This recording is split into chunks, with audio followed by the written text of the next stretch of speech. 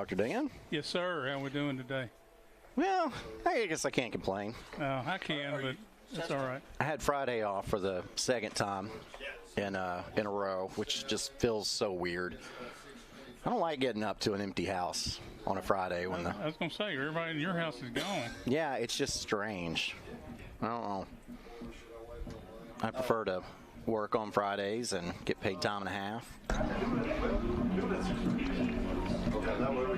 My assistant principal was gone today, so I actually had to work. Well, that's no good. Yeah, usually I get him to work. And I supervise, but I actually had to work.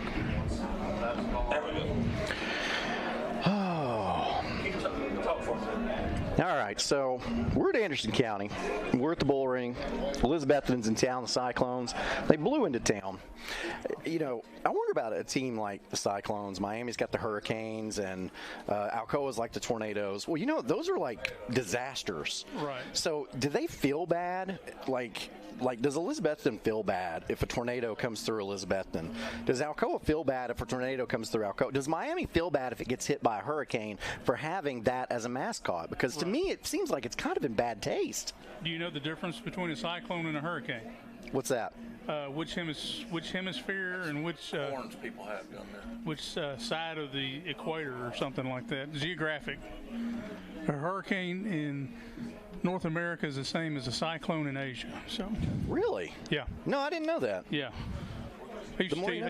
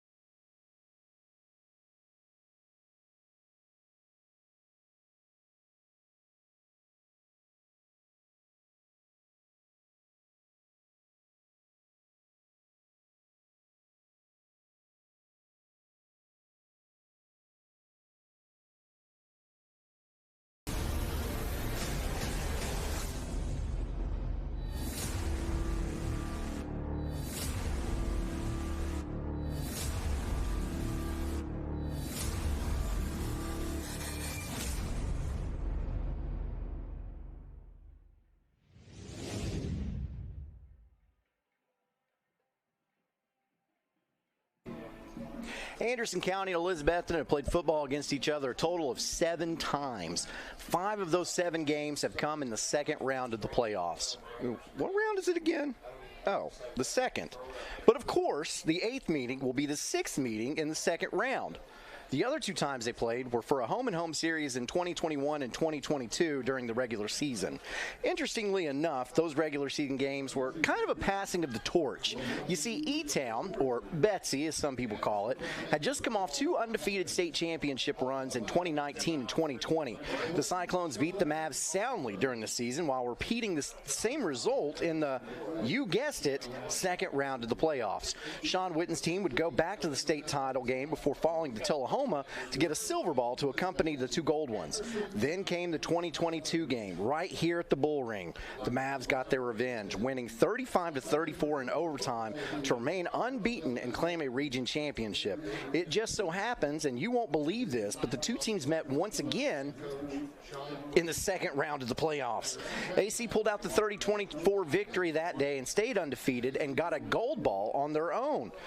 This will surprise you, but last season, Betsy and AC didn't meet in the second round of the playoffs. No, I'm just kidding. They did. 5 times they've met in the second round. Davey Gillum's team has won 4 of them. They'll look to keep that alive tonight, and we'll get to see if they do on tonight's OEB Law Game of the Week, day or night, 24/7. Someone will be there to answer and give you a free consultation and get to work on your case immediately. Call 865-546-1111 or visit the website full of helpful information, rackintoacheck.com. That's OEB Law. Good Friday evening. I'm Aaron Harvey, joined by the principal, and I don't mean that just in principle, doctor and coach Dan Shoemaker. The last 3 times these teams have met, the game has been decided by an average of 7 points. It's been an interesting new rivalry that's formed. Yeah, you know, Aaron, it's almost like there are 2 seasons. There's a regular season with these familiar rivals and teams you know well, and then there's a postseason run that starts. And some of those teams you know well, like these 2 tonight, and then others you are totally unknown. These 2 are developing a rivalry that, over the last several years, they kind of know round 2 where you're going to meet, right?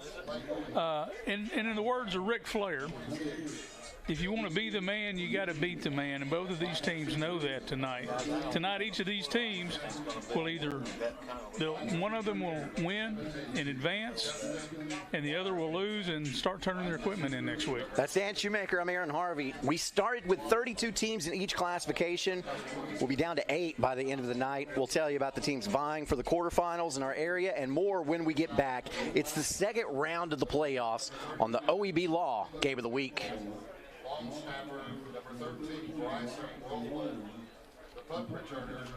Hi, I'm Tim Elrod. Over the years, you've heard us at OEB Law say, let us turn your wreck into a check.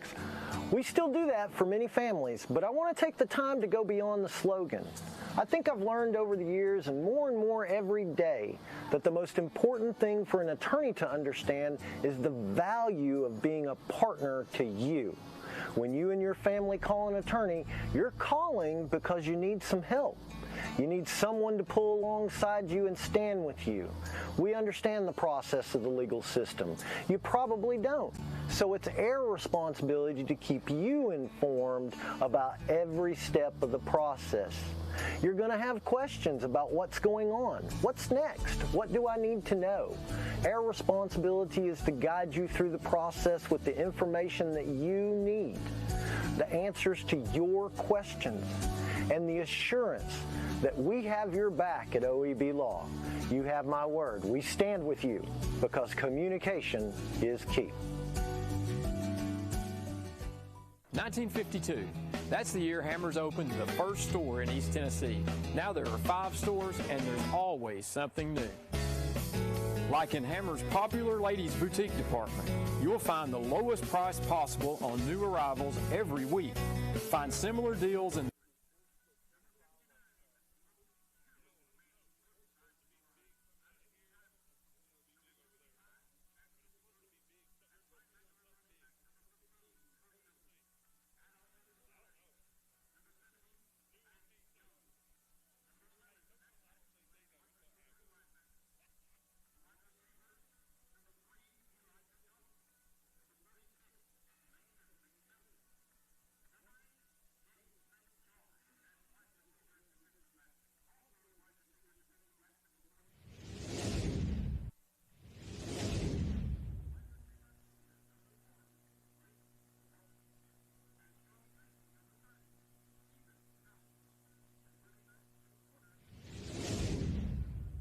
Welcome back to the OEB Law Game of the Week. I'm Aaron Harvey along with Dan Shoemaker. We're in Anderson County where the Cyclones of Elizabethton have blown in for the second round of the playoffs. Speaking of which, Coalfield had a home game against Harriman, and our friends with Rivalry Thursday had the coverage on that one. The Yellow Jackets got the resounding 34-7 victory to move on to the quarterfinals. Yeah, there was a lot of excitement last night in Coalfield. This second round matchup was very familiar to both sides, obviously being a second round in region matchup. While the doubt about who was going to win that game was gone by the end of the second quarter, Harriman played hard and slowed down the Coalfield offense. The difference, I think, Coalfield defense. They played well all night. They contained the high-powered rushing attack that Harriman has. Coach Jones, Matt Jones, the defensive coordinator, called a great game, and he had that defense ready to play. And you see highlights on your screen there. There's Waylon Burgess with a big run. You saw Jalen Bunch as well. Jaden Bunch had a huge game last night, and there was a drive from Treese that was not called. I think he was in. Yeah, I think he was too, but it didn't matter because they scored. Jaden Bunch scored on the very next play. So yeah, that was like I said, a resounding victory. 34-7. So let's look at the rest of that bracket now. So Coalfield moves on to face the winner of Rockwood at Oliver Springs. We covered that game earlier this year, and the Bobcats doubled down up the Tigers 38-19. That was a few injuries ago for the team in green. So I think we can expect a win from the Robert Felines, setting up that anticipated quarterfinal showdown with Coalfield. Yeah, this is another familiar matchup in Region 2A. Oliver Springs had a little problem with the Highlanders of Cloudland last week. Rockwood was able to generate a little more offense against Cosby than they have over the last couple of weeks. All that being said, I think the Felines named Robert shall probably have the advantage tonight. Yeah, for people that don't get dad jokes or don't like dad jokes, Bobcats, Robert, Felines, you see where we're going there. Yes. Of course, those matchups were courtesy of a Region 2 sweep over Region 1 and Single A. Well, the same thing happened in Double A. Tellico Plains, the 4 seed, gutted out a 30-28 win over South Green. Polk County took all the joy out of second seed Happy Valley in the 14-13 win. And Bledsoe County and York got the easy wins against their lower-seeded opponents. So that sets up a couple rematches. Bledsoe County handily defeated Tellico earlier this year, but York can't say the same thing about Polk County, as the Dragons got by just 18-13, and that was 2 weeks ago. It's the playoffs. You better come to play, or you could be off the bracket next week. That's exactly right. I've always said it's hard to beat a team twice in the same season, and that may be the case this time as well. But Bledsoe County, Tellico Plains, that matchup I think goes to the higher seed.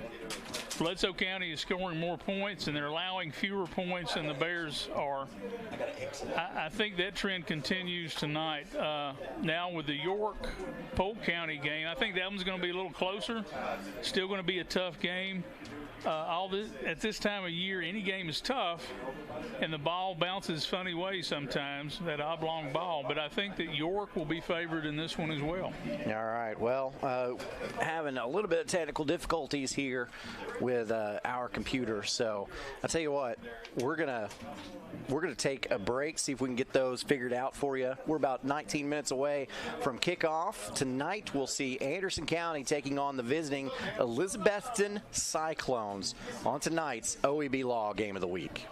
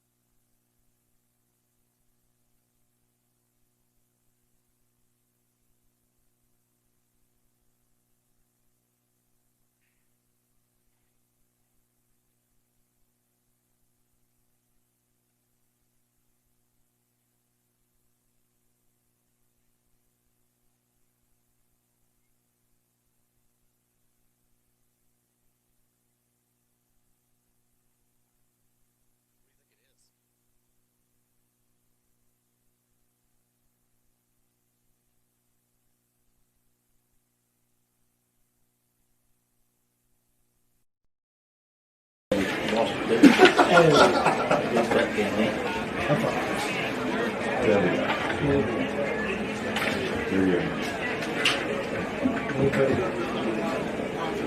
all need it. Oh, I'd like to look at it. Thank you. In case you need to take names. There you go. Yeah, put that out on TV so folks know who to go grab.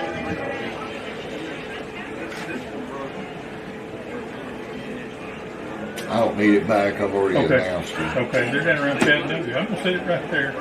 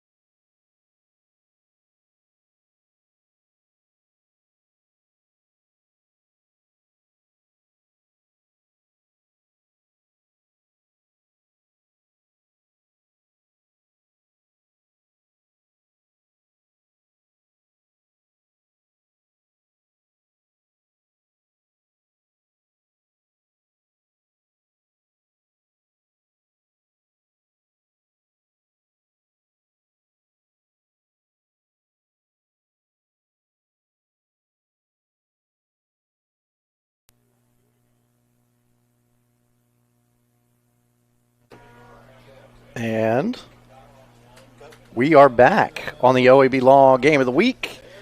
And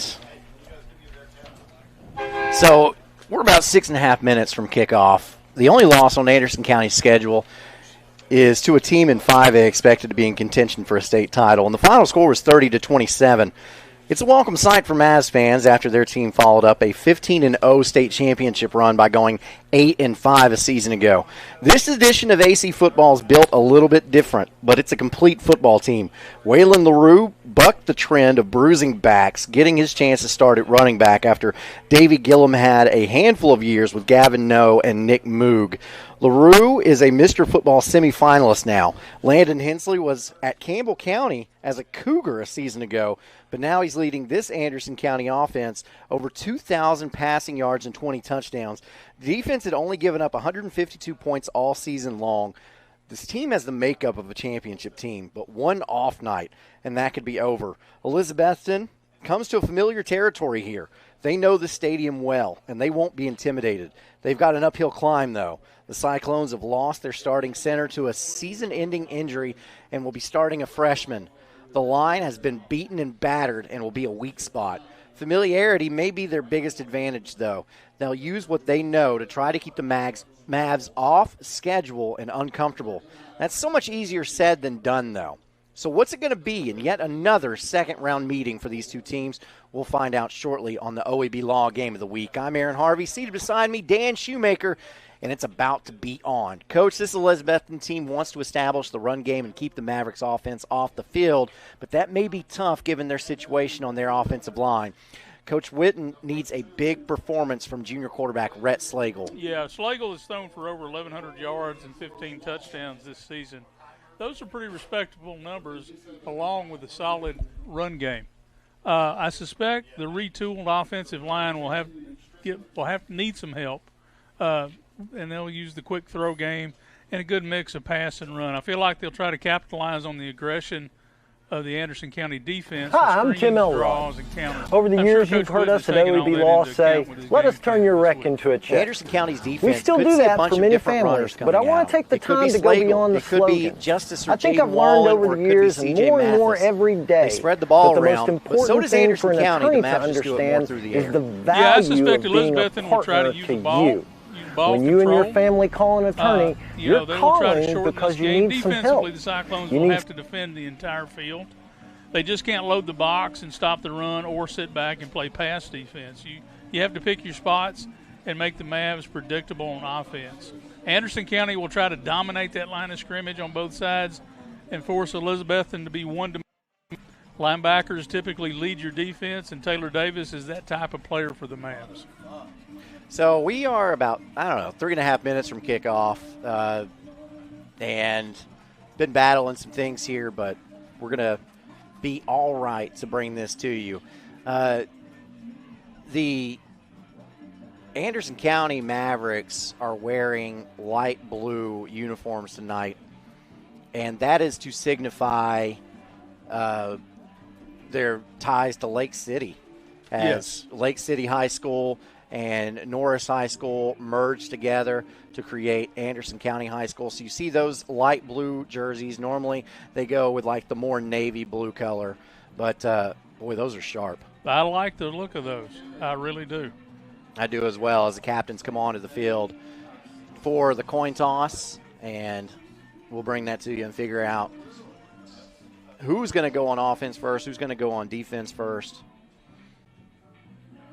You know, people don't really understand the importance of this decision, right? This is the first decision we're going to make during the game. So let me ask you this question. If you don't win the coin toss, you get to pick the direction that your back is to, right, or which direction you want to go. Is that really a calculated decision that coaches do, or is it just like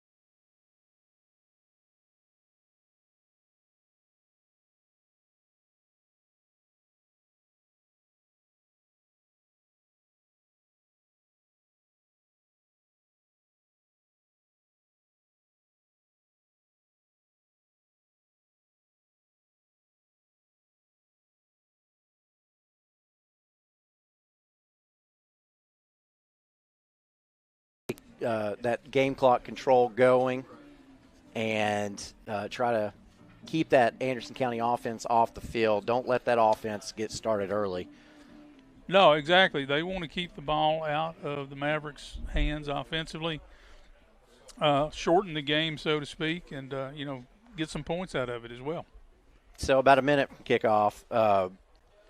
If you were Elizabethton, let's talk about. Well, let's call it what we always call it. Dr. Dan's do's and don'ts. For Elizabethton, what are those? For Elizabethton, I think they need to take shots early. They need to look for big play opportunities to keep AC's defense off balance. I think they need to contain AC's offense, slow it down, and not give up any easy scores. And for Anderson County? For Anderson County, I think they need to keep it rolling, keep doing what you do well, and then press special teams. Look for those game-breaking opportunities early.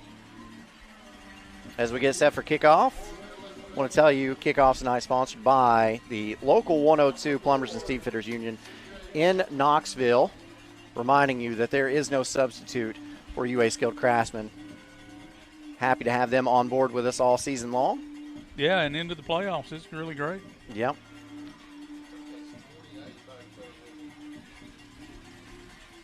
We've got 12 minutes on the game clock. Teams, man, those blue uniforms pop. Those blue jerseys are really popping right there. Yeah, the blue jerseys look great. From where we are, though, it's hard to see the numbers on the Elizabethton jerseys. Yeah, that's going to be a bit of a struggle. So Jackson Payne set to kick this one off. He will kick it deep, and it is returnable. He stepped into the end zone. I thought he stepped back into the end zone.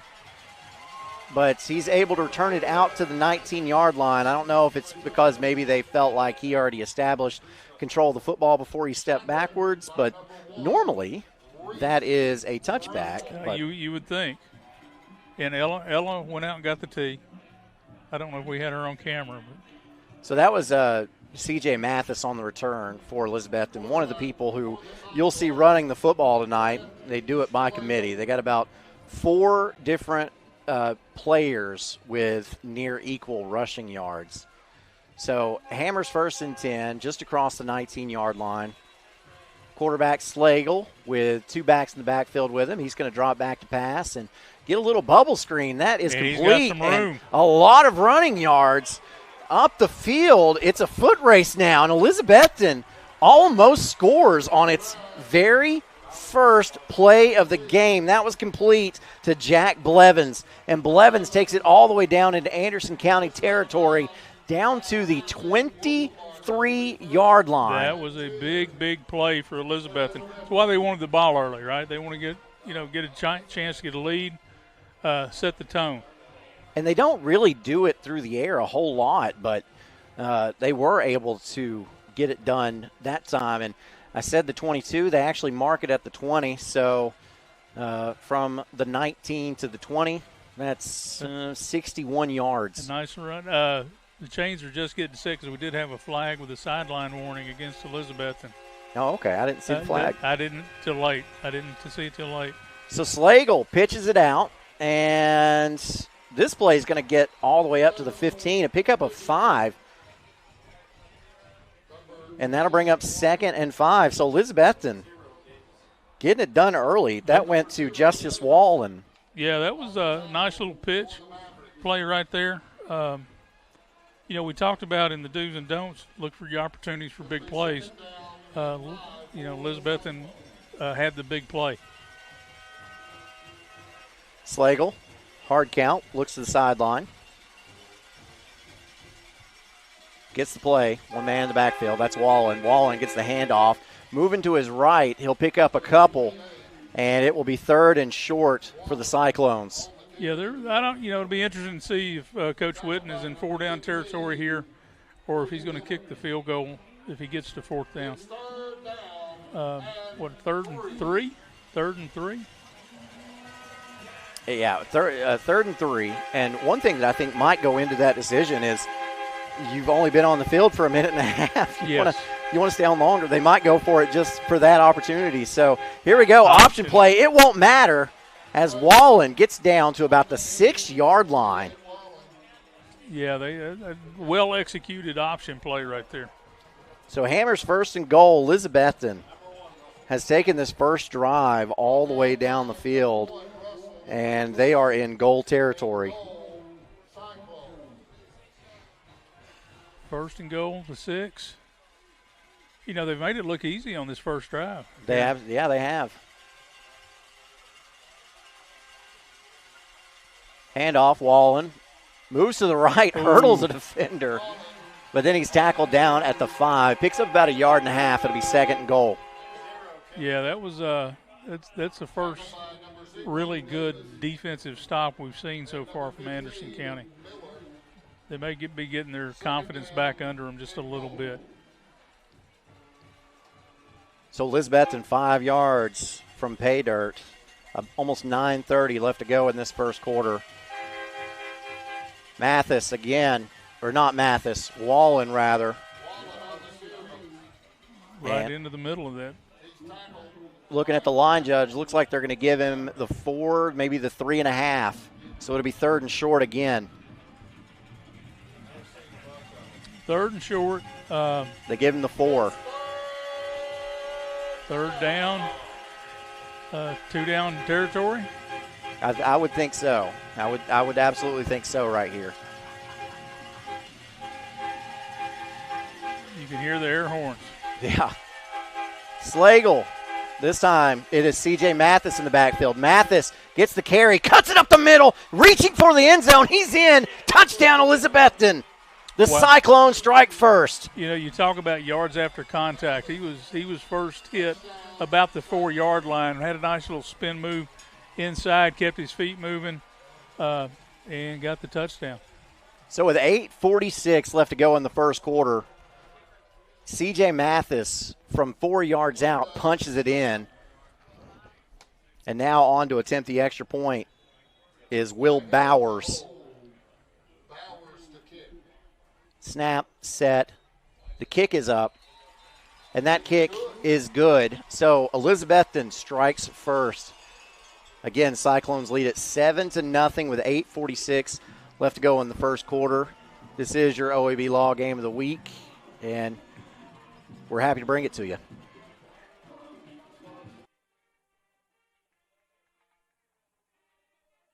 For many families, but I want to take the time to go beyond the slogan.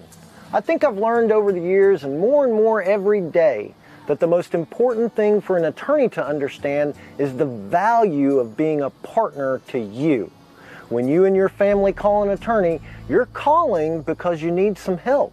You need someone to pull alongside you and stand with you. We understand the process of the legal system. You probably don't.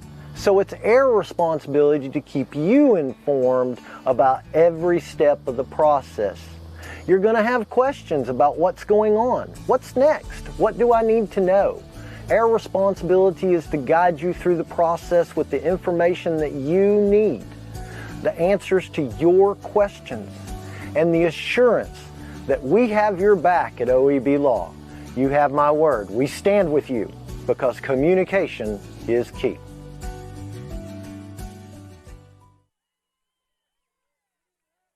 Back to the OEB Law Game of the Week as we get set for another Plumbers and Steam Fitters Local 102 kickoff.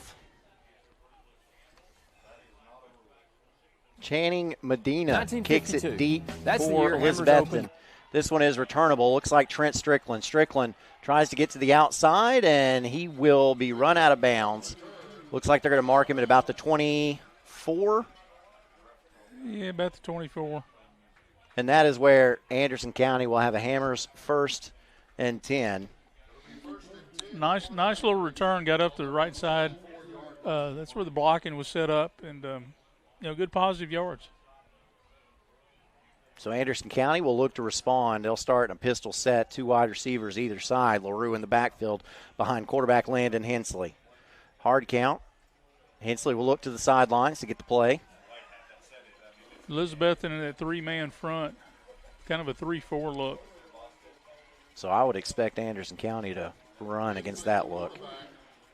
LaRue around the left side, and he breaks it to the outside, up the field, and out of bounds at the 40-yard line. So immediately a 15-yard gain for Waylon LaRue, the Mr. Football semifinalist in Class 4A. Yeah, left side of that offensive line looked really good. Hill and Hall really came off on blocks, got up to level 2 to cut the linebacker off to give LaRue a really nice alley. And again, a 3-man front for Elizabethton. And again, nope, this time it's a play action. And Hensley's going long. He's got Strickland. Strickland goes up to catch it. And it is complete down to the 19-yard line of Elizabethton.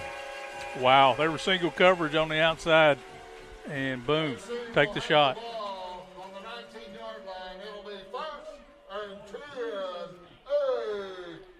That, looking at the numbers, I know Anderson County, they don't huddle.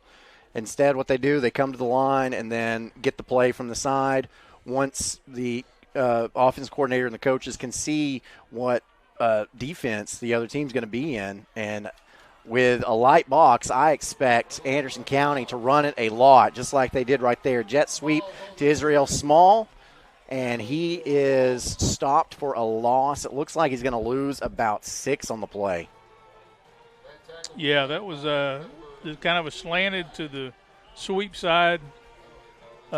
54, Dexter Elliott was able to kind of slip through and make the tackle. A loss of 7. It'll be 2nd and 17. Anderson County has to get it to the 9. They'll go empty set now, 5 wide, 3 to the right. Hensley, quarterback keeper all the way. And pickup of 1, and that's it. Yeah, they played that pretty well. The defensive front got gobbled up by the blockers, but the linebackers were still there.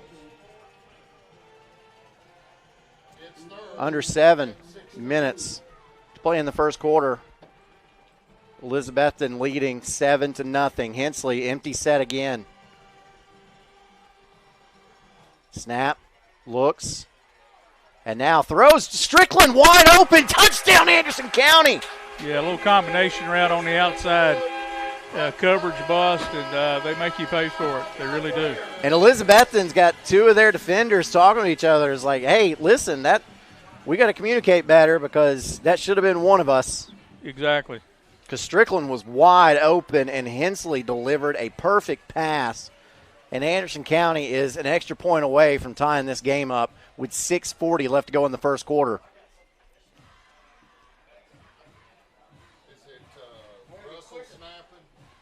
Snap, set, kick is up.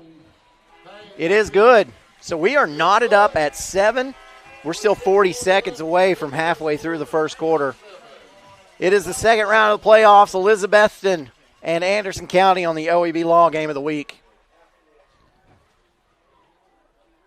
When the lights turn on and the game begins, you need a team you can rely on. Ray Varner Ford and Clinton's strong lineup of vehicles is crafted with the same dedication and hard work that drives our community. Step up your game in this 2024 F-150 4x4 Super Crew STX, $46,994. 24 Ford Expedition XLT, $59,978. 24 F-250 Crew Cab 4x4 STX, $57,888. Local you trust, performance you can afford. Ray Varner Ford, built for the game.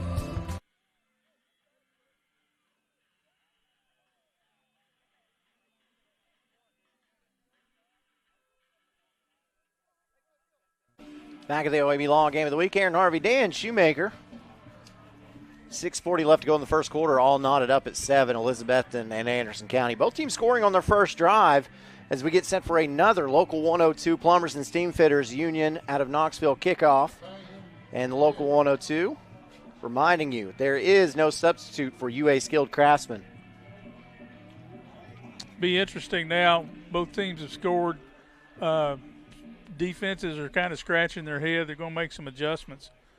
Be interesting to see what adjustments we get.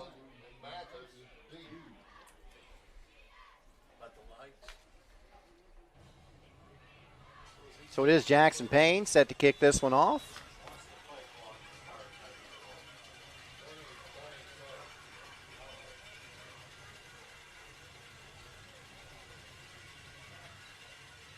Payne lines it up. And it is a high spinner, taking it about the 3-yard line, and this is Wallen, and Wallen is tackled down at the 19-yard line. Yeah, hit hard at the 19. Good coverage. Yeah, Wallen got tackled and then got hit again. Yeah, it's a blocker and a tackler kind of engaged and fell over on top of him. So it'll be Hammers 1st and 10, ball at the 19-yard line, which is exactly where Elizabethton started the first drive of the night. Be interesting to see if we get that little screen, wide receiver screen to the top side now.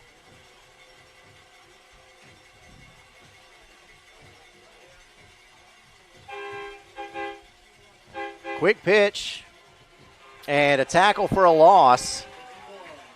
And looked like Wallen on the carry. 51 looked like the other Wallen got the carry that time. Yeah, it looked like 51 Hall on the tackle right there.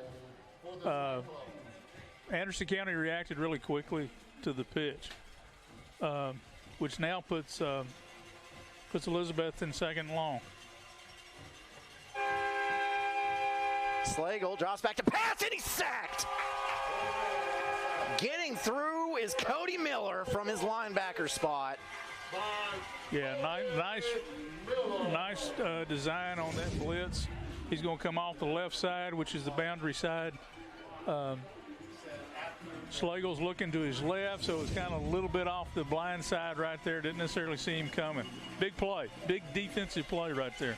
And Elizabethton has a 3rd and 19, and the officials are calling for a timeout of their own. I wonder what's going on. I don't know.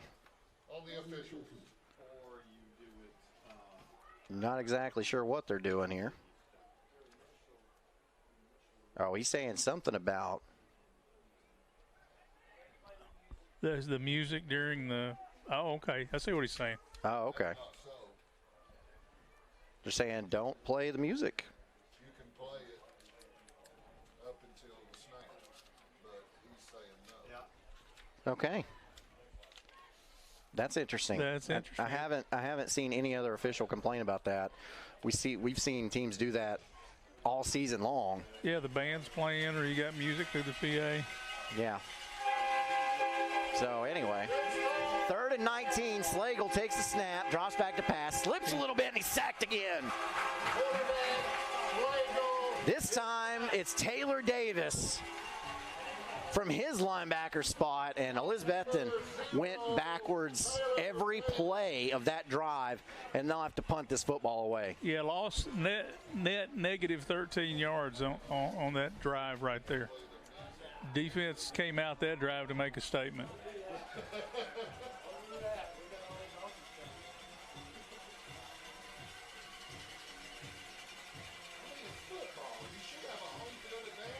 Woo. A high, wobbly spiral fielded at the 46, and a fair catch is called for and made by Strickland. And Elizabethton the Elizabethton defense is backed up in its own territory at the start of this drive as Anderson County's 46 yards away from taking the lead here. Yeah, that's great field position for the Mavericks. So Hammers first down as Hensley back onto the field.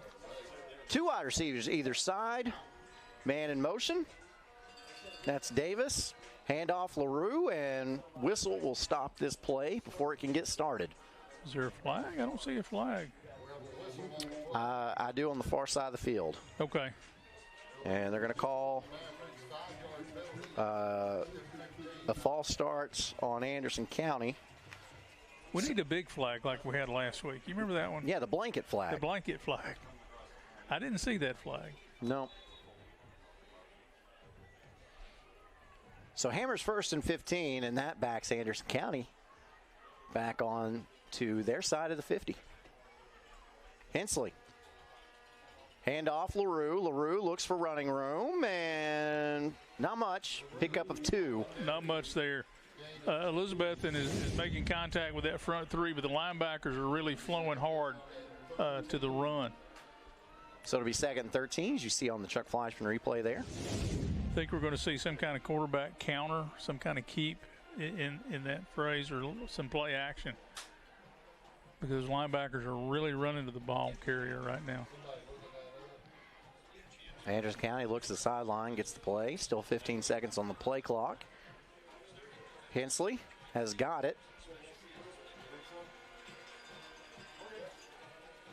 Fakes the handoff to LaRue. Hensley looking downfield, and again, someone wide open. It is complete, and trying to get to the end zone is not going to get there is Wolfenbarger. Riley Wolfenbarger. He was close. He's running kind of the back across the middle, little drag route. Protection was really good, which allowed that route to develop. Nice play design. Beautiful ball placement by Hensley there, as it is at the 5 for another Hammers 1st and goal. Pistol set now. Hensley takes a snap. Handoff goes to LaRue. LaRue looking for running room on the left. He's got it. Touchdown, Anderson County. And the Mavericks take the lead with 3:28 left to go in the first quarter. That didn't take long. No, that did not take long at all. You see on the Chuck Fleischman replay, LaRue, just the stretch run play, found the hole he wanted, and he was in there for 6. Yeah, that's really nice. Ty Murphy down there celebrating, getting them into the end zone. Jackson Payne on to attempt the extra point. Snap, set, kick is up. It's through the uprights. It is good. Anderson County takes its 2nd possession with a short field down the field and scores 7 to go up on Elizabethton, 14-7 in the OEB Law Game of the Week.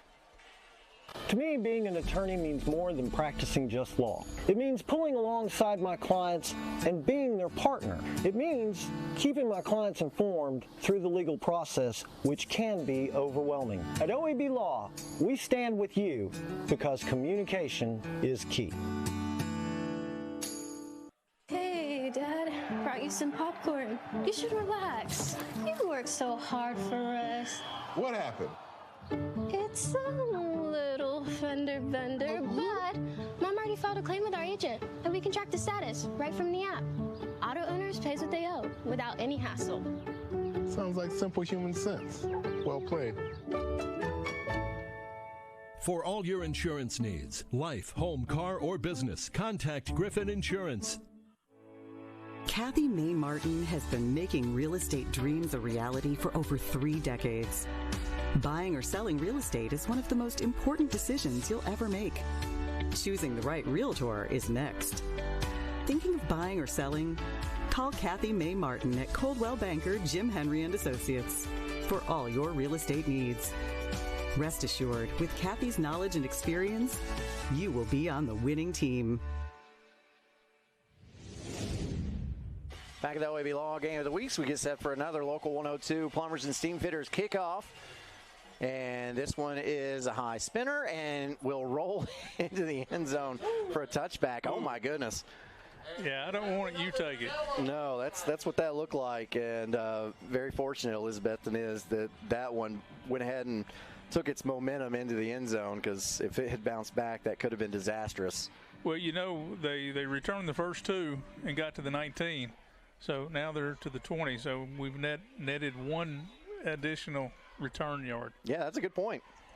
That is a good point. So Elizabethton takes over with 3:28 left to go in the first quarter, trailing this game 14-7. Hammers 1st and 10.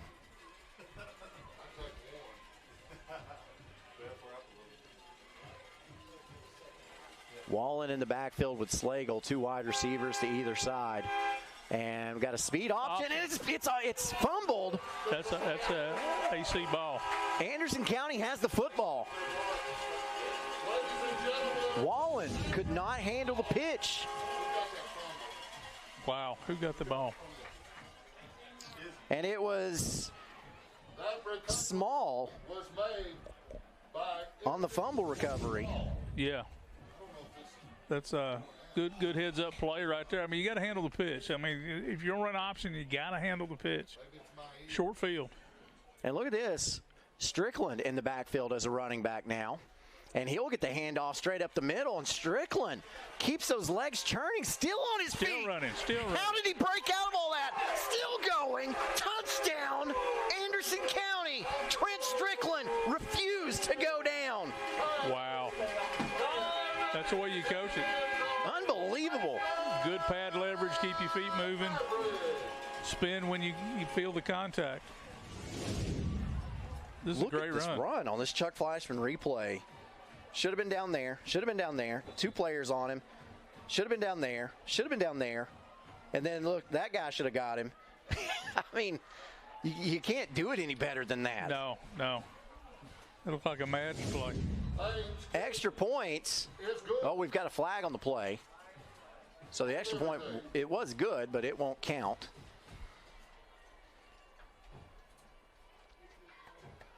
And I believe this is, I don't know what this is. Line judge threw it.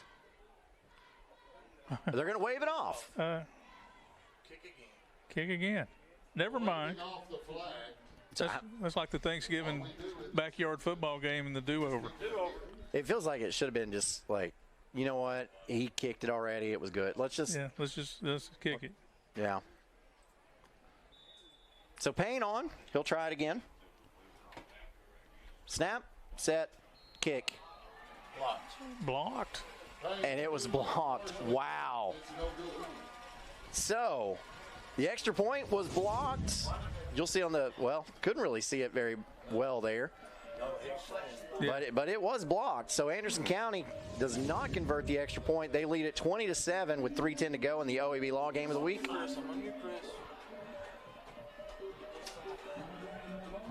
In East Tennessee, our work heritage runs deep. For over a century, the Plumbers and Pipe Fitters Union Local 102 has been part of the area's growth and prosperity. Don't sell yourself or your business short by hiring unskilled labor. Our cutting-edge labor training facility equips our members with the advanced skills needed to be the very best in the industry. Keep jobs local and the money in the state. At Local 102, we work tirelessly today to help build a better tomorrow for our community and our members. Back to the OEB Law Game of the Week, and we just got a shocking score of interest. To start the second quarter, Gibbs leads Greenville 7-0. Oak Ridge up 14-0. And Oak Ridge leads over McMinn County 14-0. Sevier County up on Powell 7-0. Gatlinburg Pittman up on Unicoi County 14-6 as we get set for another Local 102 Plumbers and Steam Fitters Union kickoff. And this one will be fielded at about the 4-yard line. Little better return. Yeah, this is Wallen. And he's up to about the 23-yard line, so that's where Elizabethton 1 in 7 people will need a blood transfusion during their life. That's so, 1 person. They got 1 yard by letting it go into the end zone. This time return it. They get 3 extra yards, so getting a little bit better as the game goes on. Field position's everything. So we'll have a Hammers 1st and 10 here. Want to run over some more scores for you. Bearden up on Dobbins Bennett, 7-0. Alcoa up on Austin East, 21-0. No surprise there. Maryville up on Science Hill, 7-0. Auburn Springs up on Rockwood, 7-0. West leading Halls, 14-0.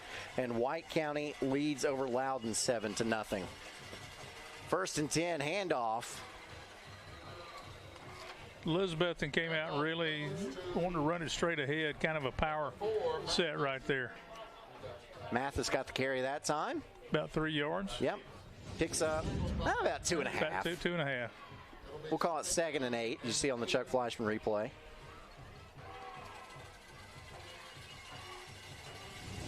H back to the left. Slagle clapping his hands. Changes the play call. Gets it to his line. Snap. And he's going to quickly throw this one out to his wide out. And another really positive play by getting it out to the flat, and that goes to Zach Wallen. Yeah, I think Elizabethton probably needs to do some of that. You know, they had to kind of retool this offensive line. They've got some folks that aren't necessarily their starters at the beginning of the season, and so the quick pass, counters, things like that are going to really help them.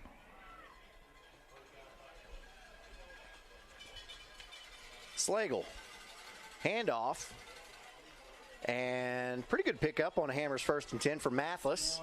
He gets across the 40, down to the 38, pickup of 5. We'll make it 2nd and 5. That is Hall. Yeah, they're kind of running a little power set, bring the wing back down inside to kind of lead block, tight end away from the wing.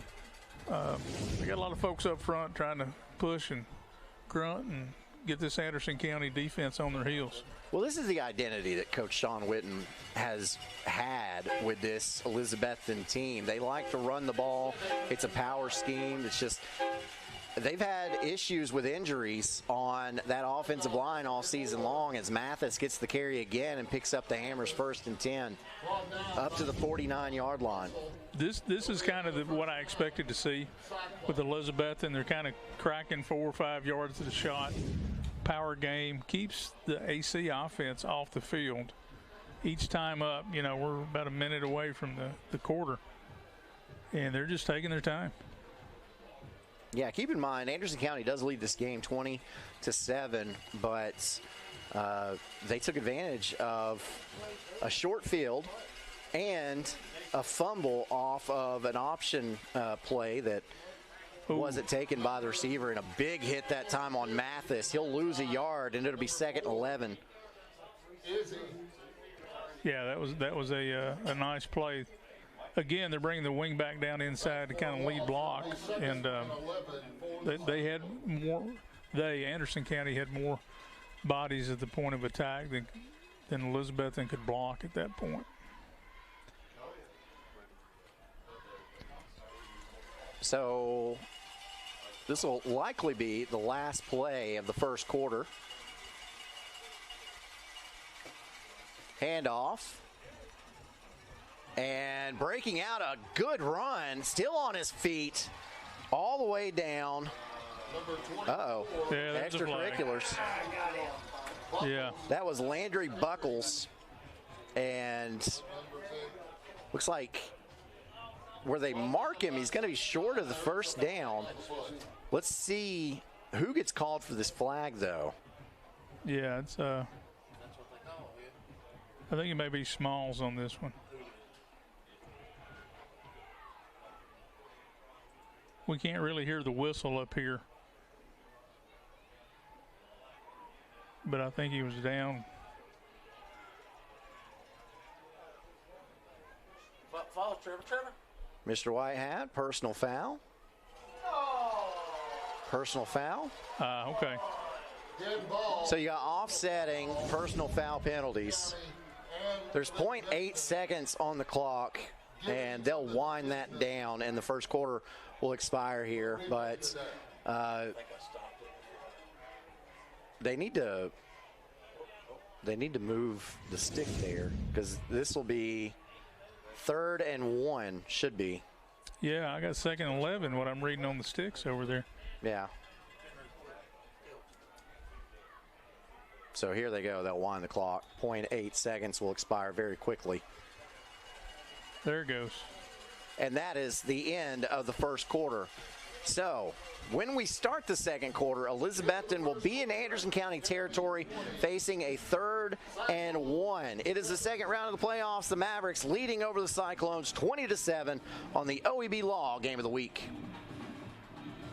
Upgrade your home with stunning natural gas appliances from Oak Ridge Utility District. Enjoy 0% financing with approved credit and turn your dream kitchen into a reality. Call today for a free estimate, get free delivery on all purchases, and enjoy handsome incentives on our appliances. Free delivery, 0% financing, and impressive incentives makes now the perfect time to switch to affordable, safe, and reliable natural gas. Don't wait. Choose Oak Ridge Utility District, your affordable energy choice. Call now or visit our website to get started. What does strength in numbers mean to you?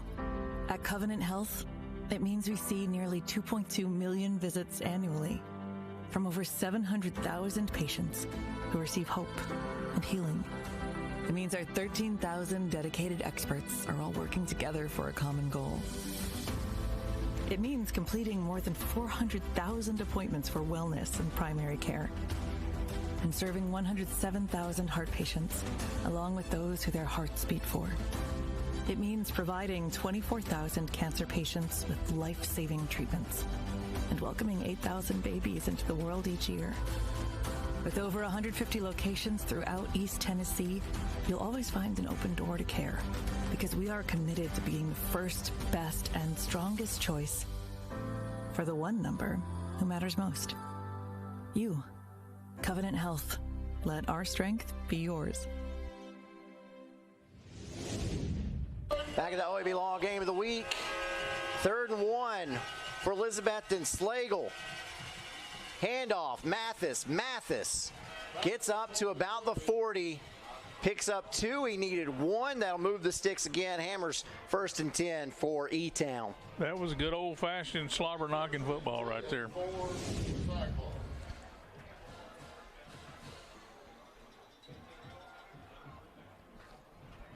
You watch the replay, they bring number 40. Was it number 40? Yes, number 40. I don't see him on my roster. The wingback for the kick out. I believe that's Jaden Wallen. Okay. Jaden Wallen. Okay. He comes across for the kick out. He's like a big fullback, but they line him up in the H-back. Gives him a little more flexibility of what to do with him. Handoff. Mathis again on this. Hammers 1st and 10. And a flag comes in late in the backfield. Yeah, there's a little extracurricular behind the play.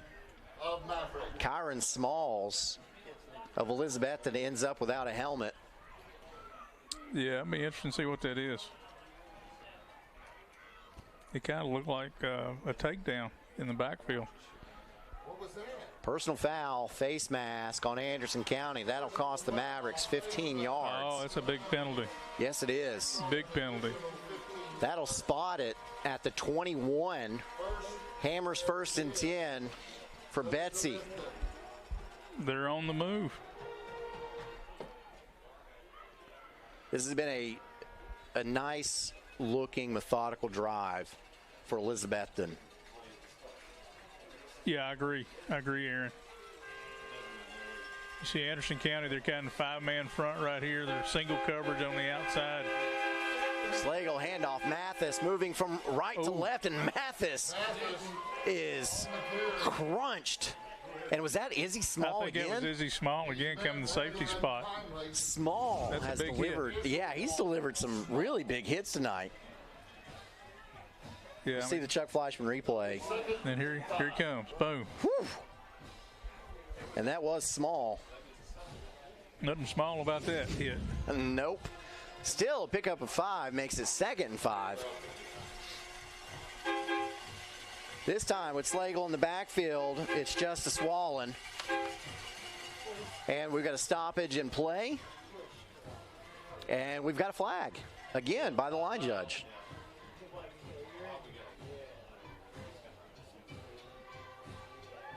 And an offsides on Elizabethton. On the offense. You don't normally see that. You see that on defense. You don't normally see that on the offense. So that erases the 5-yard pickup on 1st down. And now we got a 2nd and 10.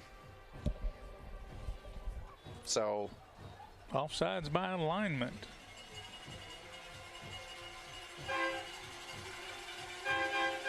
Slagle, 3 wide receivers to the right. Drops back to pass under a lot of pressure, steps up in the pocket, and is tackled down. A sack at the 22.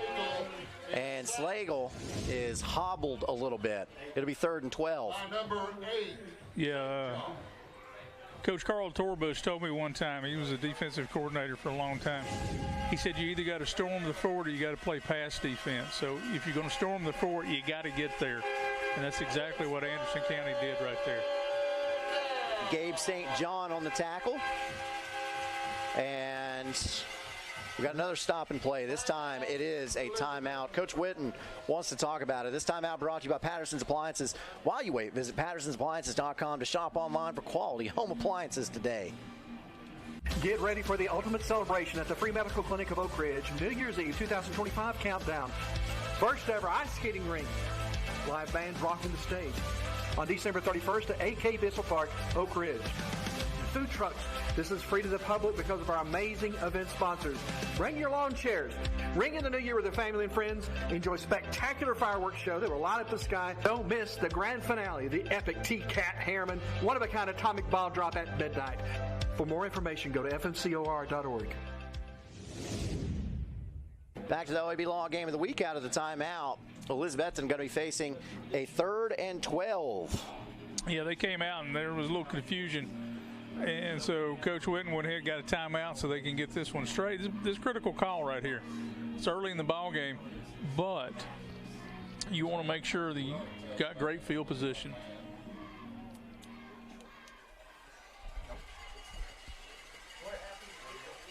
So 3rd and 12. Let's see what happens here.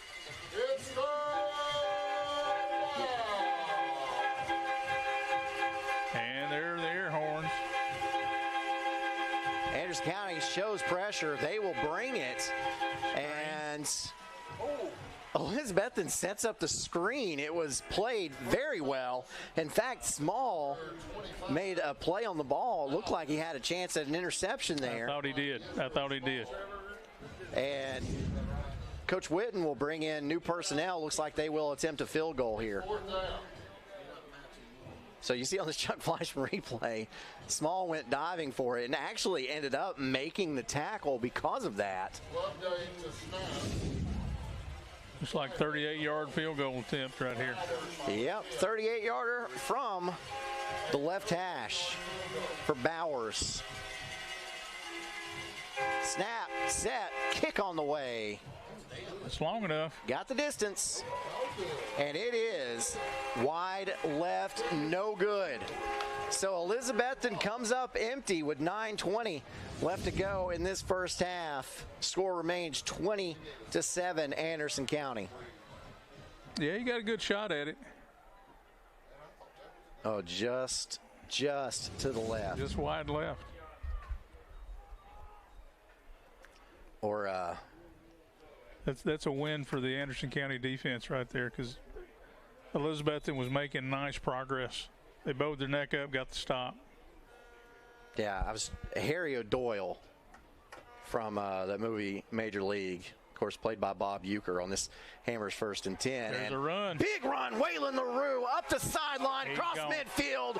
He will win this foot race, 80 yards. There is a flag, however, at the 32-yard line. And I think that this one's probably coming back. I think so. It was a nice run. What a run. Nice run. I didn't get to get my point across. I was going to say Harry O'Doyle from that movie Major League. You know, Wild Thing comes out to pitch, and he throws it wildly, and he goes, just a bit outside. Just a bit outside. I remember that. I couldn't get to it before that play started. What did they call it?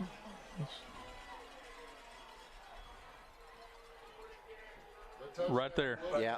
No. It's block in the back. He called the block in the back. Ah, okay. Right there. Block in the back. There it is. Yeah. Sure enough. I don't disagree with the call. So really, all that does is backs the ball back to the original line of scrimmage, and we have another Hammers 1st and 10 here. Kind of a do-over. 1st and 10 Mavericks. And Hensley, 5 wide, empty set. Takes the snap. He'll quickly get it out to the left. He's out. Ooh. That was a big lick at the end, wasn't it? Yeah. Pulled it down really hard. So on the completion there, it is Evan Pyatt. First time we've called his name tonight. Yeah, he finishes this run. Pickup of 9 will make it 2nd and 1. Out of bounds by number 13, Roland. It's Mercy. Yep. Empty set again for Hensley. And looks like close to the same play, this time just running it to the right. And Strickland is tackled after a loss. That time it looked like maybe trying to set up a middle screen, but Strickland didn't go very deep. There comes the flag. And a flag went up in the air like a mortar assault. Came down and hit a player. Straight up in the air. After the play, personal foul on Elizabethton. That'll cost them 15 yards. And Anderson County inherits a first down. I didn't see anything blatantly obvious, 15 yards. but I didn't have his view either. As he was coming into the pile, he definitely saw it and threw it. See Chuck Flashman replay. Maybe see the end of this thing. So yeah, no, it wasn't a middle screen. Strickland just ran that way, so there wasn't a whole lot there for that play. It was covered very well by Elizabethton. 2 wide receivers either side. Hensley handoff. Draw to LaRue, and LaRue picks up 3, and it'll be 2nd and 7. Tackled by number 44, Adams. Yeah, Adams on the tackle there. They played that fairly well. Linebackers didn't get in the drops. And Adams is kind of left there to run that down.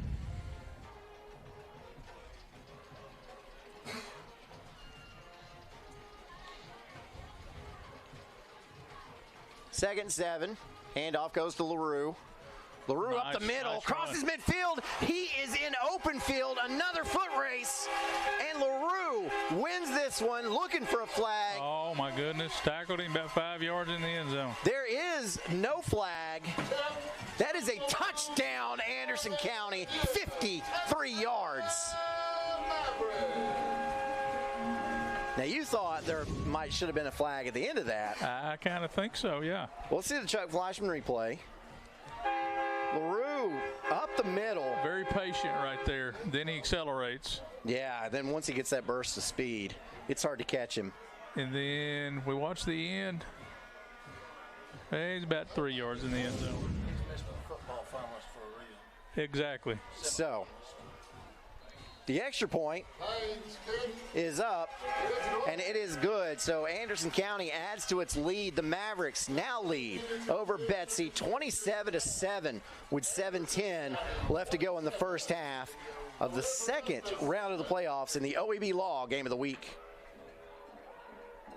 A college degree can't be earned in just one day, but can be achieved by doing our best together, just one day at a time. From getting a great start with your Roan State Success Coach, to learning together in the classroom, accessing free tutoring in the Learning Center, and working one-on-one with your instructors. Together, we succeed, one day at a time.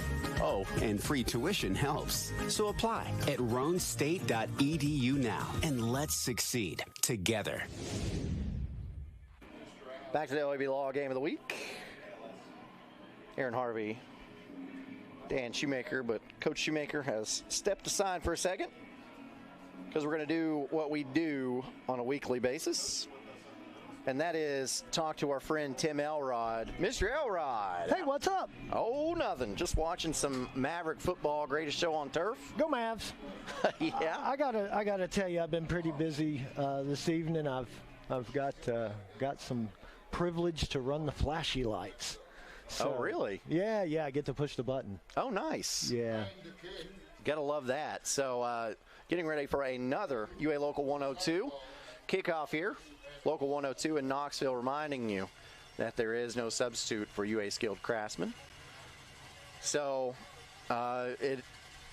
Anderson County has put on quite the show so far in this game. Yeah, but you know, I'll tell you, when you're playing E-Town, you just never feel comfortable. Nope, as this return is going to be taken by Wallen with a wall. And finally, it looked like he just jogged up through there, but had a huge hole, and he gets down to about the 33, and that's where the Cyclones will have a Hammers 1st and 10. Yeah, it's always a great game. It doesn't really matter what the score is when Anderson County plays Elizabethton, because Elizabethton brings that just punch you in the mouth style. I was at Cofield last night on the Rivalry Thursday playoff game, and that's the Cofield style. It's kind of really similar. When they come to play, they are going to punch you in the mouth no matter their talent level. That's right. And it's been a little bit difficult for Elizabethton this season. They've had their struggles with injuries on the offensive line, so it's not the same type of offensive line that you're used to seeing from one of Sean Witten's teams, but it's still, obviously, they're still pretty doggone good. Yeah, they're always well coached. Coach Witten does an outstanding job up there, really puts them in the spotlight. But like we just saw on that play, well-designed play. Had we not gotten a tip, probably could have done something on that play. Yeah, you got to credit Elizabethton coming out the very first play of the game, throwing a little wide receiver screen that went about 61 yards. That kid's fast. Yeah, he is. There's a lot of speed on the field tonight. There certainly is. So Slagle steps up in the pocket. He'll keep it himself. Yeah, he knew he was going to get hit on that one and just jumped down on the ground. But Anderson County's just looks like they've loaded the box and said, we know you want to run, but, you're going to have to pass. Yeah, a loss of 1 on that play. So that'll go down as a sack, and it is 3rd and 11 already. So, yeah, I believe what you're saying is true. Anderson County is just teeing off on the run now. Yeah. Daring Slagle to beat him with his arm. Handoff straight up the middle, and nothing. Nothing. Anderson County is just loading the box like we've talked about, and they're daring them to throw, but a lot of great penetration there, getting in on the ball. Who's that? Zero. Who's Zero? That's Taylor Davis. Yeah, he's a ball hawk for Anderson County. So what do you think about the intro? Just amazing as always. Just incredible. Salute to our veterans. Yeah. Love what Gary Terry has done with the field tonight. Looks like we got the... Are they going to punt? Yeah. Mavs coming after it. Good punt. Yeah, it is a high spiral, and Strickland calls for it and makes the fair catch at the 27-yard line. So Anderson County leading by 20. We'll get the ball back with the Hammers 1st and 10 from that spot. So, what else is going on around town here? Well, Greenville playing Gibbs, and Gibbs scored first. They led that game 7-0, but since then, we're about halfway through the second quarter, Greenville's gone up 14-10. Well, so the Eagles putting up a pretty good showing up in Greene County. That's a tough place to play up there, too. Yeah. Hensley looking deep again. He's got a man there, and that pass is... intercepted. It is picked off. Wow. What a defensive play. Great tight spiral through there, but, and the ball was on the money. That was one of those 50-50 balls. Yeah, right? And Justin Whitehead for Elizabethton makes the interception, and it looked like he was trying to get Wolfenbarger there, and like you said, it was a 50-50 ball. Both players had a pretty equal opportunity for it. Real tight spiral, right on the money. 17 just made a play on the ball, came over the top, took the ball from him. That was Great exactly what happened. Wow. Wow, and he knew it too. Yeah, what a play. Great play. That's a momentum changer. I mean, 27-7, they're looking for opportunities, and they just got one. So it looks like Anderson County punted the football back. But Elizabethton's not gonna move the ball down the field that quickly as they keep running draw plays like that. Yeah, they're gonna have to do something else because Anderson County is keying on that run. C.J. Mathis with the carry there, no gain on that Hammers 1st and 10, makes it 2nd and 10. Looks like we got another packed house here tonight. E-Town has come down, and boy, they've filled up the stands. What a great crowd. Looks like we're about too deep on the rails. So Slagle going deep. This one's picked off. No flag on the play. And here we go. Yes. And up the sideline, across the 20, still on his feet, finally pushed out of bounds. That is Pyatt. he did not want to stop. He wanted that score, but my goodness, that Chuck Fleischman replay is going to show an athletic play there, maybe even a little push, maybe even a little interference. But, wow, let's check out that Chuck Fleischman replay. Looked like there was a lot of contact downfield on that one. Let's do Slagle. Yeah, a lot of contact down through there. Yeah. Both ways. But Pyatt. As soon as he gets it, though, and he sees the hole, oh, there comes the Jets. And look, he's got Izzy Small as a lead blocker up there, doing a great job. Setting Anderson County at the 4-yard line. Handoff goes to LaRue. LaRue from right to left. He's in the end zone. Touchdown, Anderson County. Fireworks. Fireworks in the house. Since I'm here, I can't go do the flashy lights, but that's okay. We'll get it on the next score because I'm feeling like there's going to be a couple more. I believe you're right. Yeah, I believe you're right. You mentioned that Elizabethton came out. Who wouldn't make the trip down to Anderson County to get to see a game here? Oh, yeah, it's a great entertainment value, you know. It's always good. You know, tonight they've kind of got the end zone painted next to the field house there, but usually you'll have the kids out there running around. Looks like field goal was good and more flags. Look, giving him the business. Chippy game, you know. E-Town and AC are always good rivals. They play a hard-fought game. They play both these teams want to win, and you know when you're down 34-7, you know things can get a little hot.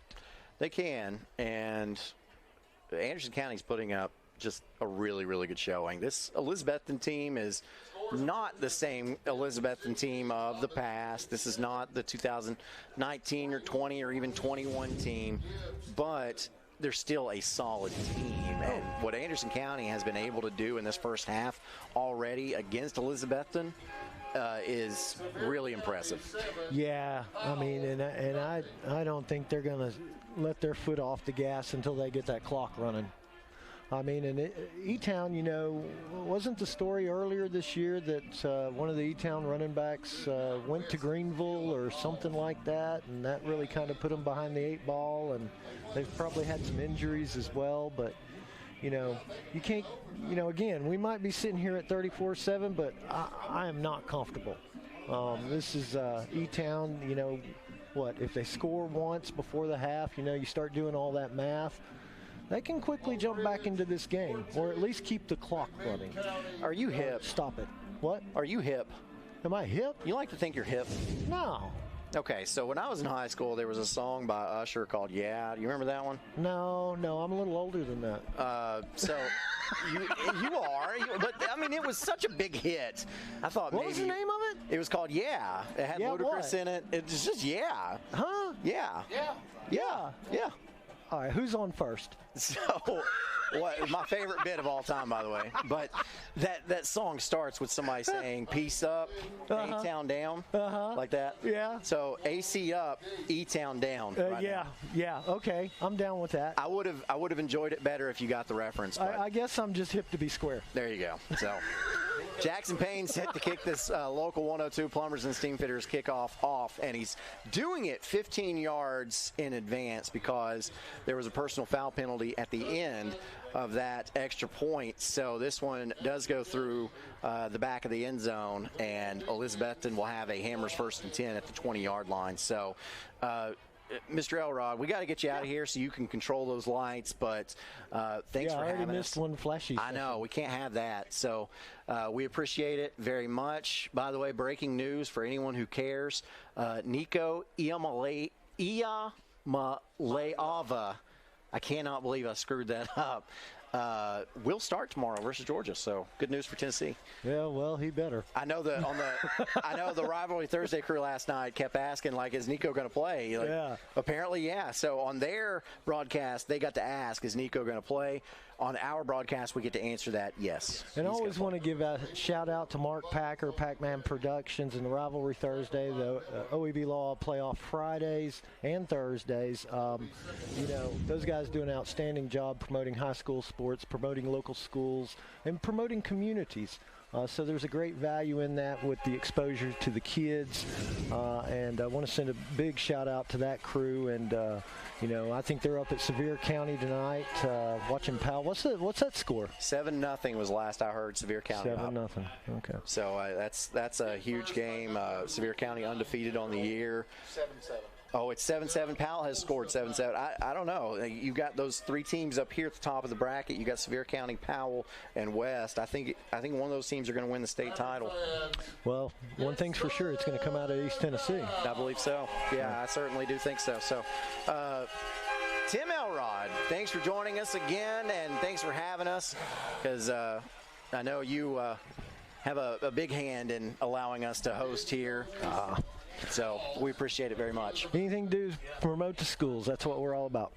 Thank you very much. All right. Tim Elrod joining us like he does every week, and we are just so thankful to Mr. Elrod, OEB Law, and everything that they've done for the schools that we go to and get to be a part of. And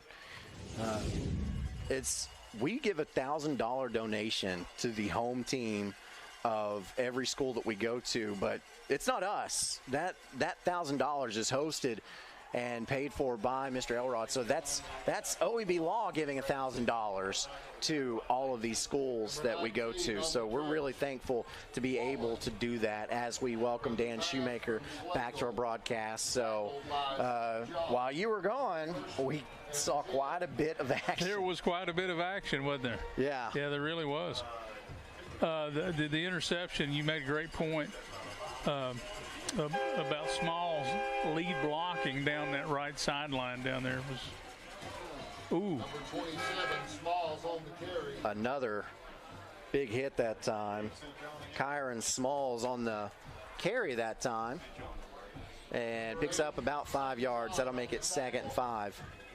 It's 2nd and 5. But yeah, Izzy Small on that interception return. Just Strickland on the interception. Doing exactly what a lead blocker should do in that situation. And that's unselfish football, and that's what you got to have as Slagle goes over the middle, pass is incomplete. You know, the biggest adjustment that I've seen from Anderson County on defense is they've really crowded the line of scrimmage and started bringing pressure from different places.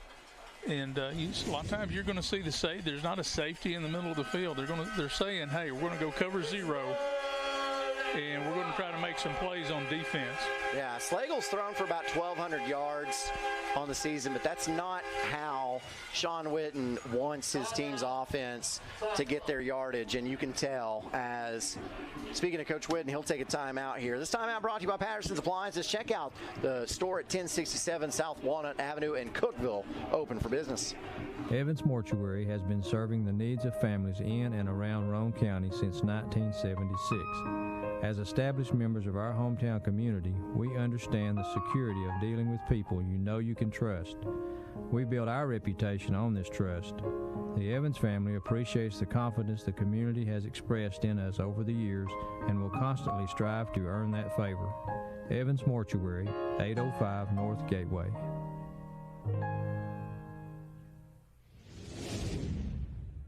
So back to the OEB Law game of the week out of the timeout. Aaron Harvey, Dan Shoemaker with you. Some scores of interest.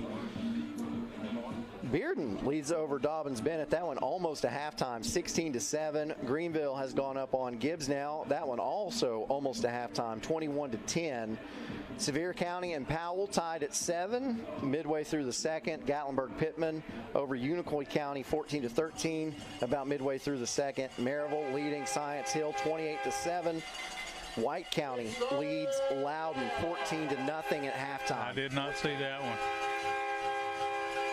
So 3rd and 5, Slagle finds his man. That is complete. And up to the 41-yard line where Elizabethton will have Ferris, we want you to get the most out of your time. Like that was complete to Zach Wallen. Yeah, that was that's the adjustment Coach Witten's bunch is making, right? If you're going to crowd that line of scrimmage, give us one-on-one coverage on the outside, we're going to throw the ball. Yep, and Slagle accurate. Now Hammers 1st and 10. Slagle rolls to his right, and another accurate pass. And able to complete it all the way through was Whitehead. A great pass by Slagle that time, throwing on the run. Pickup of 7 will make it 2nd and 3. Yeah, we got about a minute 5, 4. I figure Elizabethton will pick the pace up just a little bit. Try to get this score before the half. Slagle steps up in the pocket. He's sacked. We are under a minute to go. Elizabethton with 1 timeout remaining. They had a 2nd and 3, and after that loss, they'll have a 3rd and 7. And number 51. 3rd and 8. And Elizabethton's going to have to take its final timeout of this first half, which again is brought to you by Patterson's Appliances. They service what they sell with in-house factory-trained appliance service technicians. At Ferris, we want you to get the most out of your time and end each day feeling good. That's why we pioneered exclusive lawnmower suspension technology, allowing for full-speed mowing, even over the roughest terrain. Grow your business by getting more done in less time with Ferris. Ferris. Work hard, feel good. Found exclusively at independent Ferris dealers. So, back to the OEB Law game of the week again. Update a score for you because it just went to halftime. Gatlinburg-Pittman now leads Unicoi County 21-13. Oak Ridge is up 21-0 over McMinn County at the half. So, some good games. Yeah, some better games. You know, last week we saw a lot of those blowout kind of games. 3rd and 8. Slagle steps up in the pocket, grab from behind, but still completes the pass. That is enough for a Hammers 1st and 10. And again, that is complete to Wallen. And Elizabethton has to pick up the pace here. 30 seconds left in this first half. Clock is rolling. And Anderson County is going to call a timeout. Timeout. The Mavericks will use their first timeout of the half. And this timeout brought to you by Patterson's Appliances. Hiring now for sales, delivery techs, and service techs. Find them on Indeed to apply. To me, being an attorney means more than practicing just law. It means pulling alongside my clients and being their partner. It means keeping my clients informed through the legal process, which can be overwhelming. At OEB Law, we stand with you because communication is key.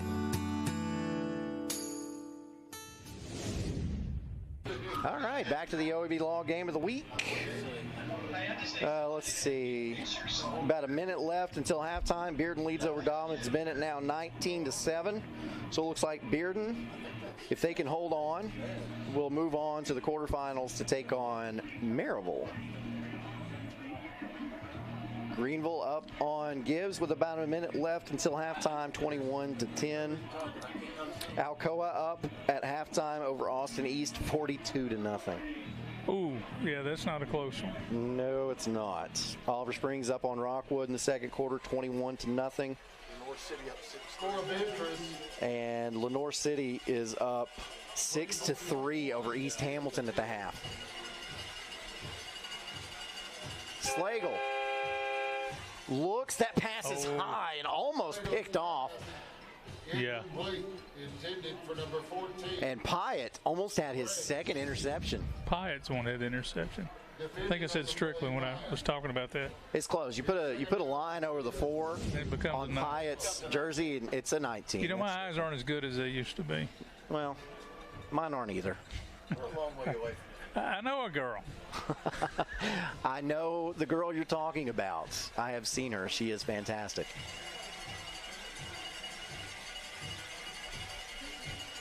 Miss Shoemaker. Yes. Screen. Wide receiver screen is set up, and a pretty good gainer.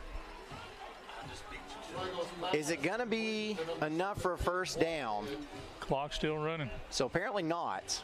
It's going to be 3rd and short, 9 seconds on the clock. Pyatt has to kill it. So he clocks it with 5.9 seconds left, and it looks like Elizabethton is going to send a field goal unit on.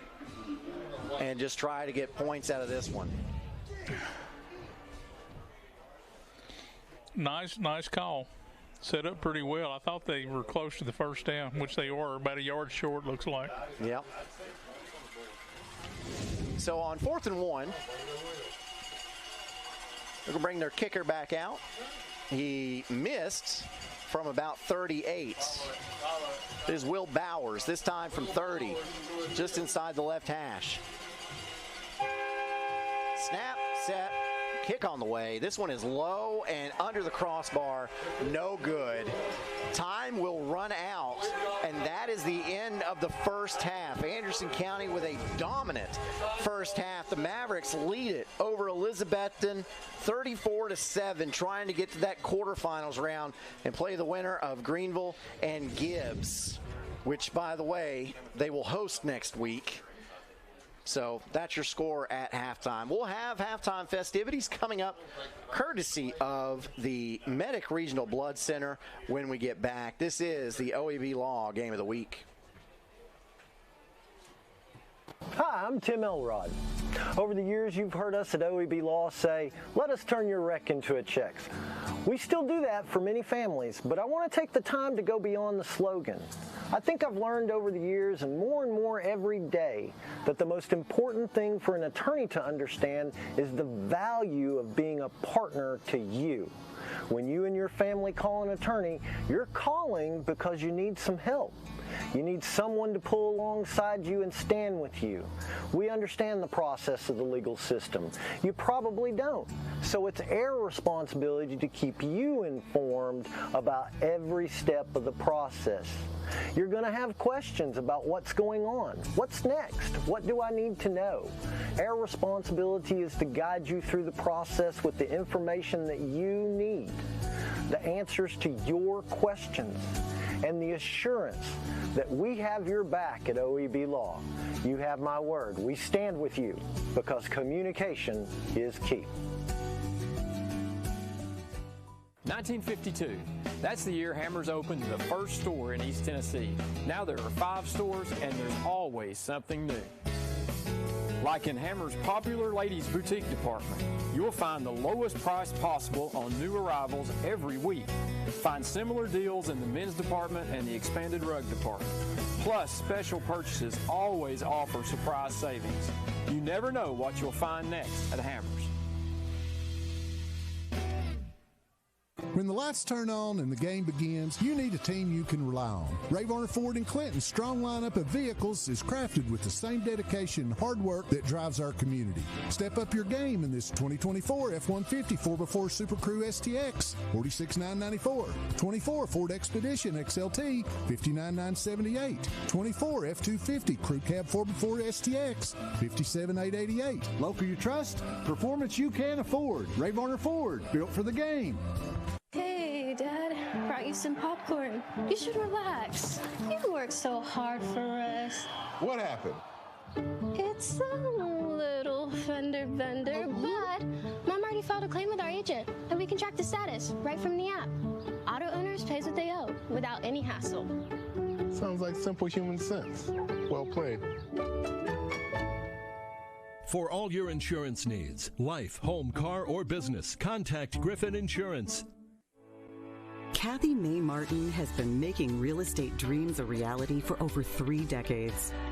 Buying or selling real estate is one of the most important decisions you'll ever make. Choosing the right realtor is next. Thinking of buying or selling? Call Kathy May Martin at Coldwell Banker Jim Henry & Associates for all your real estate needs. Rest assured, with Kathy's knowledge and experience, you will be on the winning team.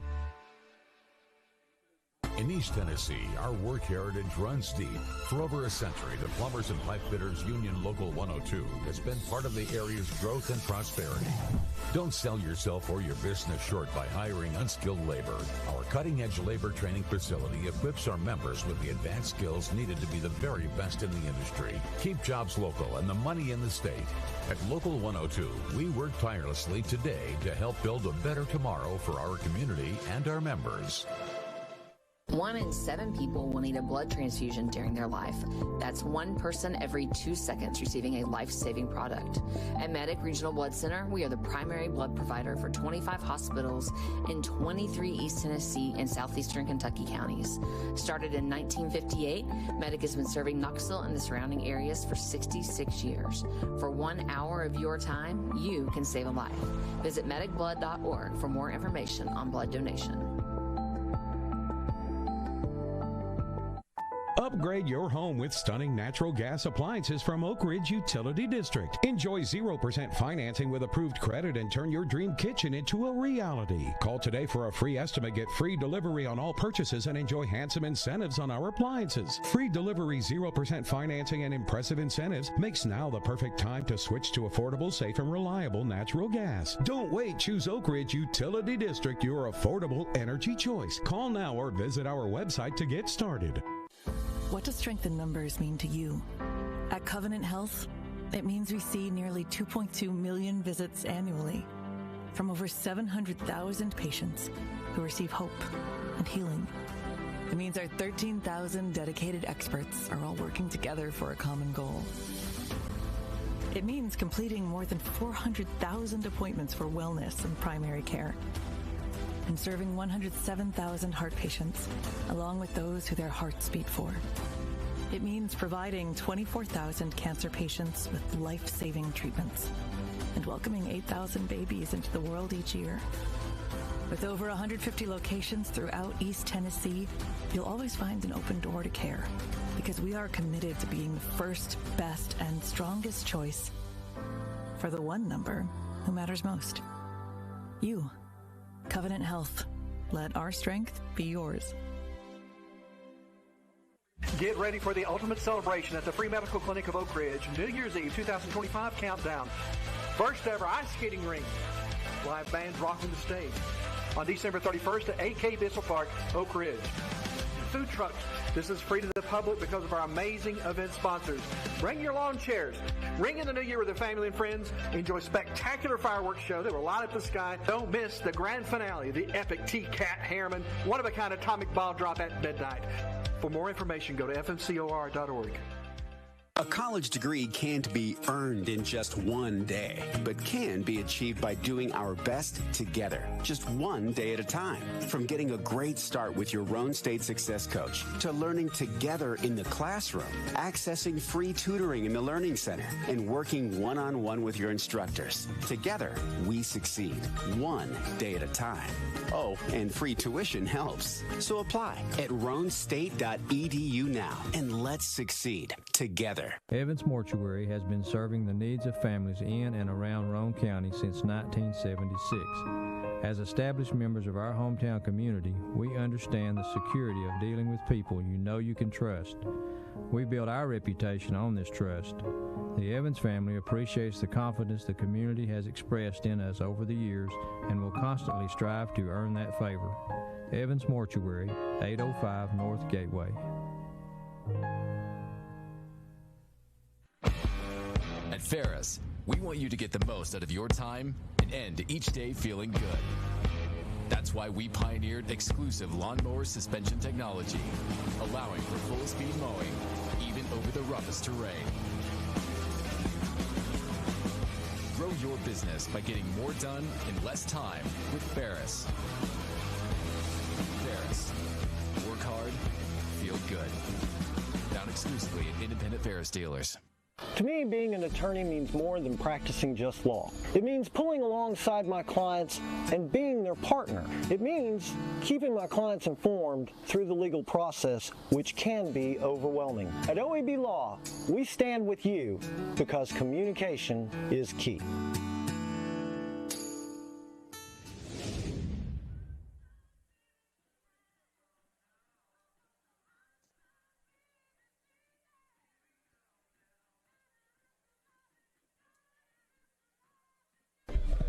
Back at halftime, OEB Law Game of the Week. Aaron Harvey, Dan Shoemaker with you.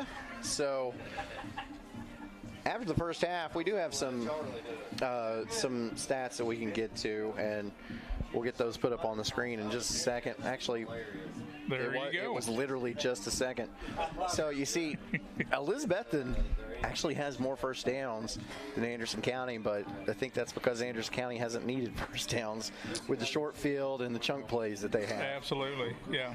So the total yards, 214 so far in this first half, but 173 for Elizabethton. You look at that and you're saying, man, E-Town's only got 7 points on the board, but they've got 173 yards in that first half. They've done a pretty nice job moving the ball down the field on about 3 different drives, and they ended up with 2 missed field goals, and and that's the story. You get yards, you get first downs, but you've got to convert those into points, and Anderson County has been able to do that, and Betsy hadn't been able to get that done. Yeah, AC just telling Elizabethton, you're going to have to throw this football if you're going to move it on us, on our defense, or if you're going to try to score. And you see by looking at the stats, 131 passing yards to 118. I wouldn't think that by watching the game that Elizabethton would have more passing yards, but it makes sense because they've had to go to that passing attack. Absolutely, absolutely. The defensive game plan obviously is stop the run, make Schlegel throw the ball to beat you, and then play really tight pass defense. And they've had some nice throws in the passing game. The first crack out of the box, the first play was a nice little wide receiver screen thing that went, 61 yards or something like that. It was 61 yards. And so they've had the big chunk plays, but when they get to the red zone, they're struggling just a little bit. So it's kind of telling. Bend but don't break. Don't give up those easy scores. And if you're Anderson County, they're able to do that tonight.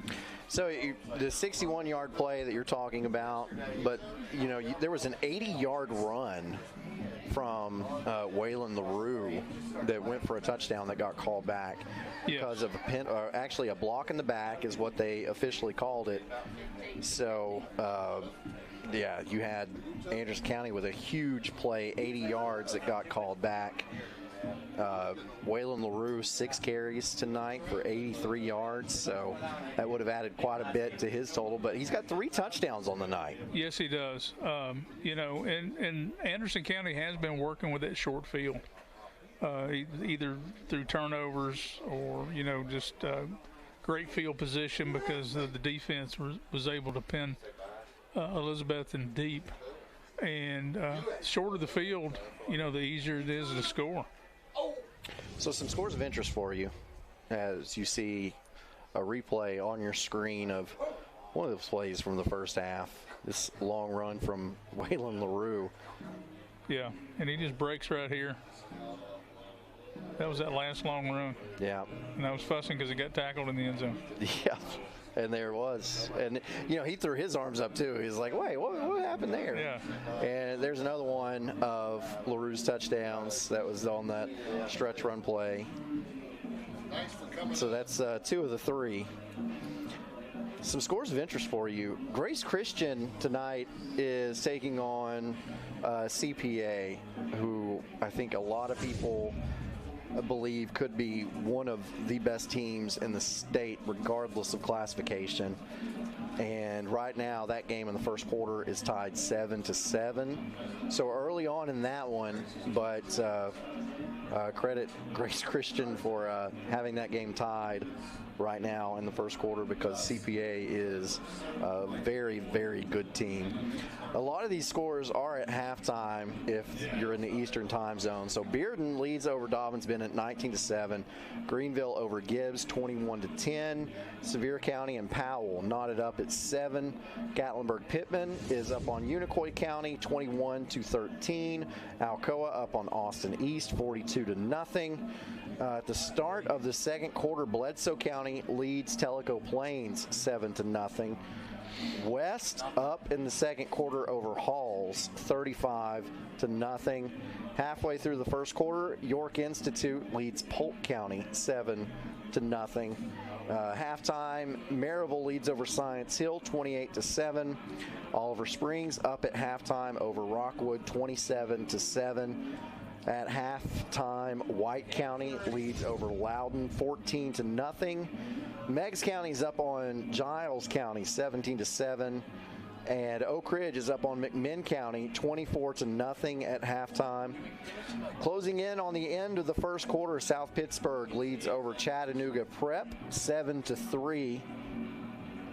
Midway through the first quarter, Whitwell is up on Clay County 7-0. And at halftime, third quarter just now getting underway, Lenoir City leads over East Hamilton 6-3. Now, a game of interest to the teams here. In the second quarter with 9 minutes left, Macon County leads over Upperman 7-0. That's a shocker. So Macon County 9-2 on the year faces Upperman, which is undefeated at 11-0. And whoever wins that game will move on to the quarterfinals and is expected to get to the semifinals, where they would host a game against whoever comes out of the top two brackets up here, which, of course, would be Andrews County, Elizabethton, Greenville, or Gibbs. Right now, it's looking as if Anderson County is going to be in contention for that. Now, do you guys know where Macon County even is? I don't. I do. I can't tell you. I used to work in Clay County, which is right next door to Macon County. Red Bull and Springs is in Macon County, but the county seat where Macon County High School is Lafayette. And so I've been there several times. You can't get there from here. You've got to go to Cookville and back through Gainsboro and back around, or maybe go to Carthage and go north, or there's several ways to go, but it takes a while. Well, when Coach Gibson was with us, Coalfield played Clay County in a semifinals matchup, and we made the trip to that game, so we know how to get to Clay County. We've been there before. So if Macon County's right beside that, then we know where that is, we know where that's at. That's a pretty good trip, though. Yeah, no, it would not be a quick run out to Macon County. But, it wouldn't be a quick run out to Upperman either. No, it would be quicker than Macon County, because we'd drive past it. But, going to Baxter is not a quick trip either. So that's where we are. We're about 4.5 minutes until we get started with this second half, but we've seen the stats. We know the stats look pretty even, honestly, but the scoreboard does not. It's lopsided. Anderson County leads 34-7, and honestly, I gotta say, it's pretty impressive watching what Anderson County's been able to do against this Elizabethton team. And as I said before, this is not the Betsy of 2019 or 2020 or even 2021, but it's still a pretty good team that Anderson County is dominating on the scoreboard right now. Yeah, they really are. We saw in the first quarter Elizabethton take the ball, go down the field, score. Anderson County gets their turn, they go down the field and score. And it looked like, hey, we've got a pretty even matchup here. And then from that point, adjustments start to come into play. And Anderson County has really made the best of making those adjustments. And they have, they've hung 34 points on the board. So pretty good. You see there, you saw there on the screen, this is the 8th meeting between these two teams. And as I said to open up the program, 6 of those 8 meetings have come in the second round of the playoffs. Familiar territory. Yeah, so imagine that. Anderson County has won all of those second round games except for one, and that was in 2021. Elizabethton played Anderson County at Elizabethton in the regular season for a home and home, and got the win in 2021 there, and then again in the playoffs as Elizabethton went on to a state championship game that year, but got defeated by Tullahoma, and that ended their run of 2 straight titles. So 2 gold balls and a silver ball. That ain't bad. Pretty good run. That ain't bad at all. No, that's not bad at all. I think one thing that I noticed on that graphic, the number of years Coach Witten had been at Elizabethton, the number of years that Coach Gillum had been here at Anderson County. Those are huge things to build programs. It takes a while. People want microwave results, but building a football program is like cooking with a crock pot. It takes time. You want that good flavor, right? So you're going to have to take time with it. And when you got coaches that have been in those positions as long as they have, I remember Coach Gillum when he was at Scott County. When I was a head coach at Wartburg, my first year, we played them. I think it's first game of the season. And, Coach Gillum was up there for a while, and then he came to AC. I guess he took over for Coach Kerr when Coach Kerr stepped down. And so, and he's built a program. Now, people say, he inherited a program. But you don't stay here 16 years and build something like this unless you're putting in the work. And so just really impressive to see what he has done and where this program has come to. Well, and to your point, as great as Coach Kerr was and as well regarded in these parts as he is, Coach Gillum is the only one who won a state title. There you go. So, he inherited a program, but he took it to that next level. Right. So. Exactly. And there's a coaching tree that's really kind of branched out here. You got Coach Kerr, then you got, Coach Gillum played here. I remember those days too. And then the Price twins, who are now at Grace, were at Campbell County for a long time. Were offensive coordinator, defensive coordinator here for a long time for Coach Gillum. So, good programs will spin out good coaches, and they'll go to wherever they end up and have good success as well. The time on the scoreboard for halftime is winding down, but Anderson County is just now getting back on the field. So I have a feeling we're going to have an opportunity to take a timeout here. So that's what we're going to do. We're going to take a break, and when we get back, we should be close to kickoff to start the second half of your OEB Law Game of the Week. When the lights turn on and the game begins, you need a team you can rely on. Ray Varner Ford and Clinton's strong lineup of vehicles is crafted with the same dedication and hard work that drives our community. Experience quality and value in this pre-owned 2024 Ford Maverick XLT all-wheel drive, $31,990. 23 Ford Expedition 4x4 Limited, $66,590. 2023 Ford F-150 XLT Super Crew 4x4, $47,995. Local you trust, pre-owned vehicles you can afford. Ray Varner Ford, built for the game. To me, being an attorney means more than practicing just law. It means pulling alongside my clients and being their partner. It means keeping my clients informed through the legal process, which can be overwhelming. At OEB Law, we stand with you because communication is key. In East Tennessee, our work heritage runs deep. For over a century, the Plumbers and Pipe Fitters Union Local 102 has been part of the area's growth and prosperity. Don't sell yourself or your business short by hiring unskilled labor. Our cutting-edge labor training facility equips our members with the advanced skills needed to be the very best in the industry. Keep jobs local and the money in the state. At Local 102, we work tirelessly today to help build a better tomorrow for our community and our members.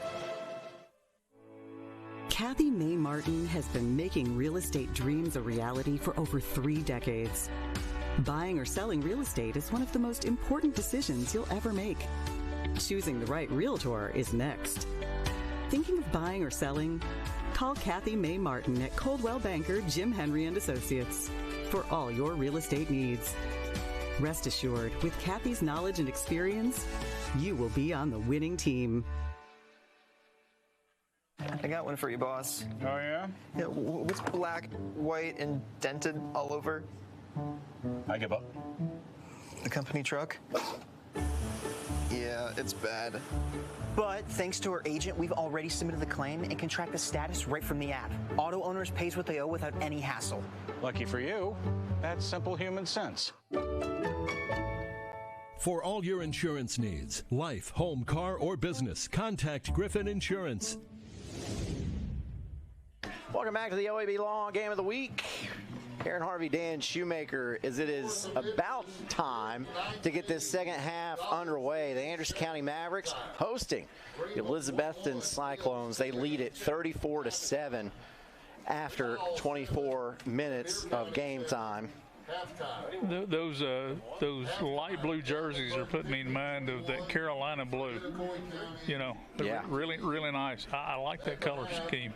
Yeah, and to reiterate, as if you've seen Anderson County this year or you are used to them, they normally have a navy blue color. These are in honor of Lake City, going back to the origins of Anderson County, Lake City, Norris, combined together to make this Anderson County High School. So in honor of Lake City, which is now called Rocky Top, I'd forgotten that you just said that. Yeah, so Lake City, they've still got a middle school program, and their jerseys are that light blue color.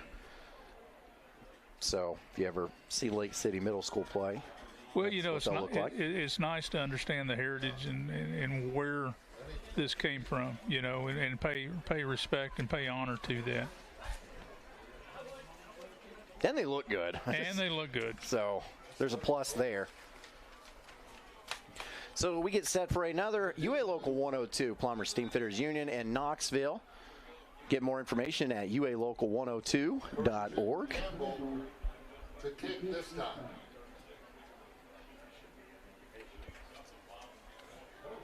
And this is a high spinner that goes into the end zone for a touchback.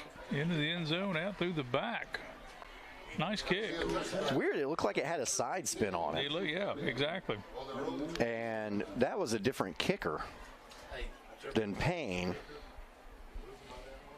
I'm sorry, than Bowers. And look at that. Yeah, isn't that cool? Getting ready for Christmas over there. Yeah.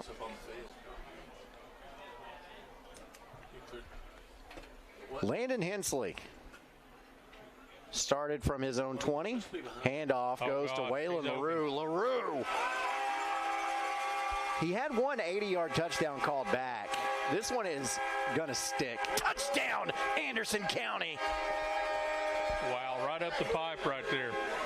First play of the second half, 80 yards. Does that get us into the running clock? 33. Point different, yeah, I think it does. Yeah. Oh my gosh, we got a running clock in this game now. Nothing fancy right there, just a little run off the left side.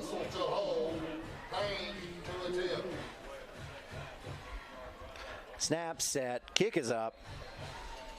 It's good. 11:29 left to go in the third quarter.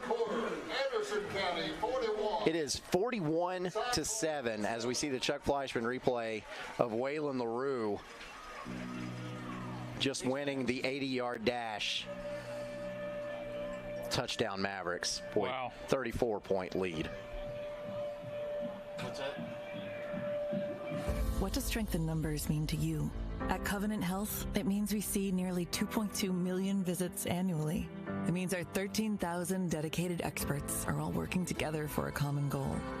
With over 150 locations throughout East Tennessee, you'll always find an open door to care, because we are committed to being the first, best, and strongest choice for the one number who matters most. You. Covenant Health. Let our strength be yours. So back to the OEB Law Game of the Week as Anderson County gets set to kick this one off for another Local 102 Plumber Steamfitters Union kickoff. Local 102 reminding you there is no substitute for UA skilled craftsmen.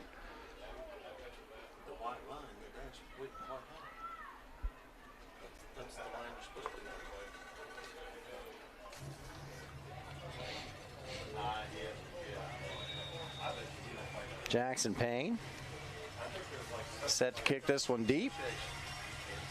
Taking his steps. Wallen and Mathis back deep to receive for E-Town. High spinner is going to be taken on a run. Good chance for a return here for Wallen, and Wallen gets it up to about the 28. Not a bad return. Not at all. And Ella comes out and gets the tee. That's my wife's favorite part of an Anderson County football game, is watching Ella. She loves dogs, and Ella obviously is a dog. And so I keep having dreams here lately that my family gets a dog. Well, there you go. I think we need to try to manifest that into reality. We're dog people. Yeah, I love dogs.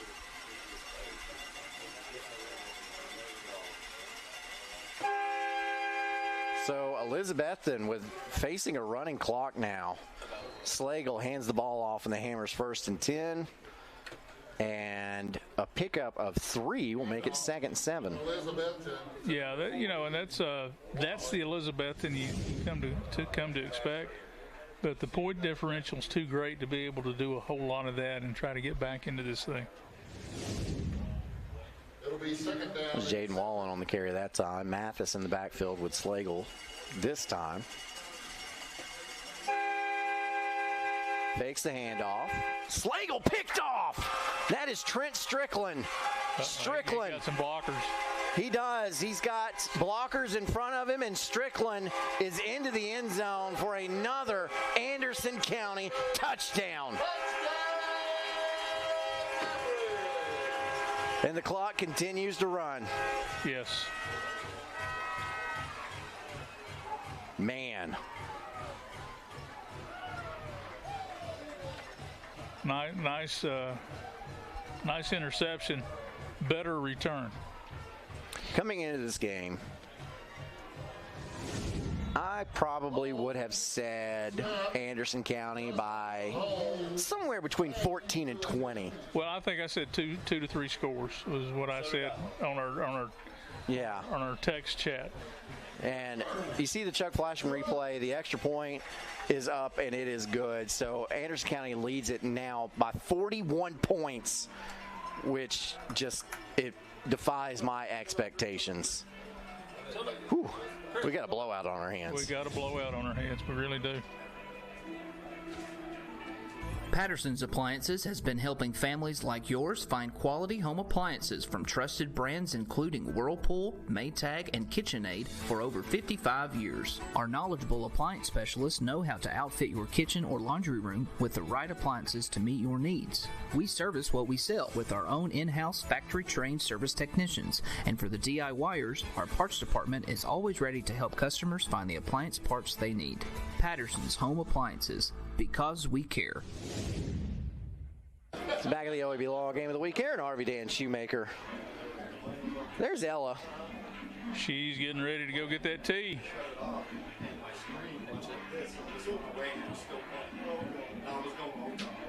Everything about an Anderson County game is just so special.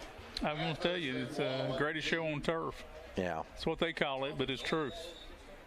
It is.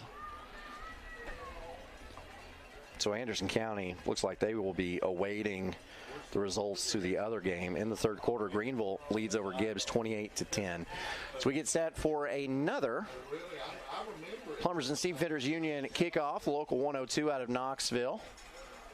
And this one's going to be taken on a run by Mathis, and Mathis gets it up across the 20, up to close to the 23. And there goes Ella. There she goes. Goes and retrieves the tee. So we got Christmas lights on a semi-truck behind one end zone. Fireworks galore. You've got, the Jumbotron in front of you. You got Ella going out, getting the tees. You've got light shows going on. I mean, just this experience is the whole package. Well, Ella's probably getting tired. They've had to kick off a lot tonight. She'll sleep good. Slagle back onto the field. Wallen behind him. He gets the carry. Still moving in there. It might have picked up one. Yeah, it looks like about one.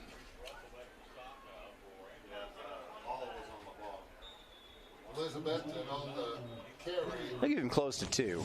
That'll make it 2nd and 8. In the pile with a.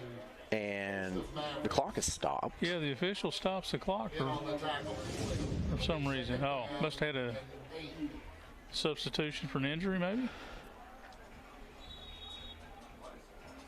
Maybe. Clock starts back up, though.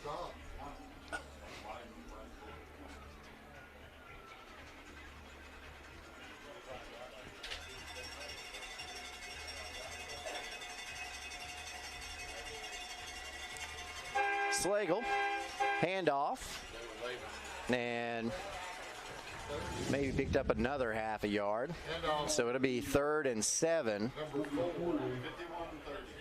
for Betsy. 3rd and 7. And the down marker makes that so much easier. Which is, another additional thing for the fans to enjoy when they come to Anderson County. You don't have to do the math in your head. No. The sticks tell you the yardage to gain. You're not always going to have that calculator, young man. That's exactly right. We were talking about that earlier. You don't need it here. Slagle back to pass. Fires this one, and just a little bit too high for his intended target. Trying to get Zach Wall in that time. For number 19, Waller. Here comes the punt team. It's 4th down. So Elizabethton's going to have to give this football back to Anderson County. Campbell in punt formation. It would be on Dave. Wouldn't it? It'd be a personal foul on Dave. Yeah. Oh, I should do it anyway. Coming in Punt for the is block. up, yeah. High spiral, and it will bounce and be downed at the 46-yard line, and that is where Anderson County will have a Hammers 1st and 10. And look how close that was to being blocked. Yeah, that was really a lot of composure to get that one out of there. And the other thing, a lot of concentration for the blockers not to run into the kicker. You got to take that proper angle, which is not at the kicker, but about a yard in front of where his foot's going to be.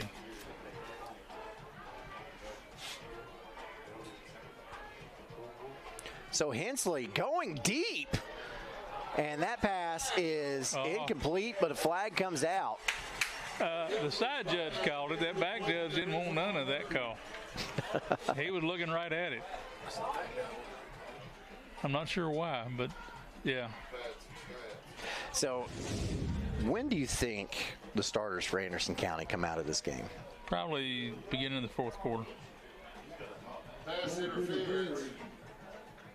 And yeah, that's a pretty easy call to make. Yeah. But the back judge, he didn't want none of that. No. The thing used to make me so mad with officials was you're fussing at them for not making a call. They go, well, I saw it, Coach, but that wasn't my call. Oh, goodness.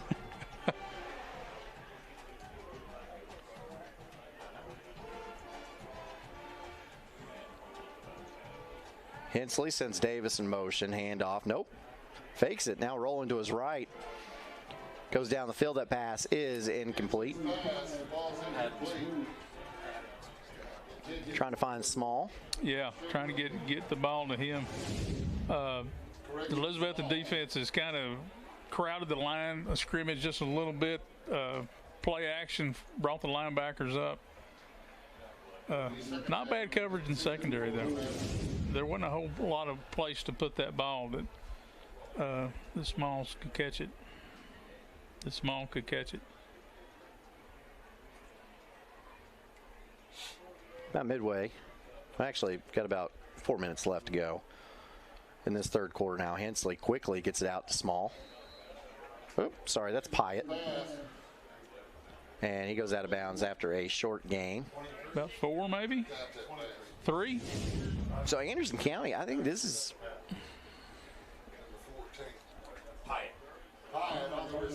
Oh, it's 3rd and 7 now. Yeah.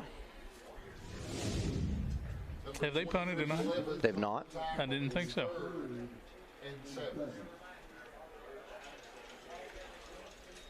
Hensley. Handoff, LaRue. And LaRue is slung into a defender. LaRue on the carry. Got the 33. And that'll make it 4th down. This is the first time Anderson County has faced a 4th down. 4th and 4, and they're going empty. Going a little tempo right here. Yeah. Hensley in the backfield gets the snap. Quarterback draw all the way. Hensley is going to be really close to the first down, and I believe he's got it by a yard. I think he's got it by about a yard. Hensley on the carry, tackled by number 44. So that'll move the sticks, and we get a Hammers 1st and 10. Number 24, Buckle. There he goes. 1st and 10. That's the second quarterback draw AC has run tonight. The first one, not near as successful as that one. No.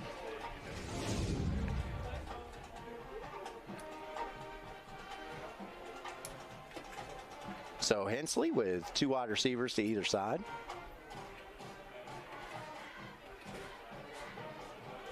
Handoff LaRue. And he's got the sideline. And he will be pushed out of bounds at about the, let's see where they mark it. They'll give him the 13. Okay, yeah, nice run. That's the same play they ran down on the goal line and got the touchdown. Taylor Davis comes around, makes a really nice block to kind of seal the edge. And then here we go. See that Chuck Fleischman replay? So LaRue adds to his total. The Mr. Football semifinalist, Hensley, rolls to his right, looking into the end zone, and he's got a guy there and threw behind him. Yeah. Trying to find Small. Yeah, trying to get the ball to him. He was open. Both those routes were open. They're kind of too deep back there, and Small kind of split the safeties. See this Chuck Fleischman replay. Yep. That'll make it 2nd and 10 in the red zone here. Hensley drops back to pass. Just trying to set the screen up to LaRue, it looked like. Yeah, they were all over that one. Hensley's pass incomplete. Buries it at their feet. So he's 3rd down and 10. So what you want is the line to come after the quarterback there. Yeah. And they didn't. No, when they settled down, and they saw screen, and so they, they shut it down, start looking for the back. So 3rd and 10, Hensley fakes the handoff. Now looking over the middle, it passes almost picked off. Trying to find Strickland. Kyron Smalls made a great play right there. He had that underneath coverage in that little zone. That'll bring up 4th and 10, and Anderson County does not have to run another play. And I don't think they're gonna, based on their body language. They will not. So that will be the end of the 3rd quarter. When we get back, Anderson County facing a 4th and 10 from the 13-yard line. We'll see if they decide to kick a field goal or go for it. It is the 2nd round of the playoffs. The Mavericks one step closer to moving on to the quarterfinals here on your OEB Law Game of the Week. When the lights turn on and the game begins, you need a team you can rely on. Ray Varner Ford and Clinton's strong lineup of vehicles is crafted with the same dedication and hard work that drives our community. Experience quality and value in this pre-owned 2024 Ford Maverick XLT all-wheel drive, $31,990. 23 Ford Expedition 4x4 Limited, $66,590. 2023 Ford F-150 XLT Super Crew 4x4, $47,995. Local you trust, pre-owned vehicles you can afford. Ray Varner Ford, built for the game. Back to the OEB Law Game of the Week. Some scores of interest for you. Greenville's gone up on Gibbs 34-10. So it looks like we're going to have that matchup that we anticipated in the quarterfinals, which is Greenville making the trip down from Greene County down to Anderson County to take on the Mavericks. You remember the last time they played in the third round and Anderson County won that football game. The Mavericks went on to win a state title. Yes, they did. Back in 2022. So we see Anderson County will attempt a field goal here from the 20-yard line. It'll be a 30-yard attempt for Jackson Payne from the left hash. And this kick is low and goes beneath the crossbar, no good. Yeah, I don't think he hit that one well.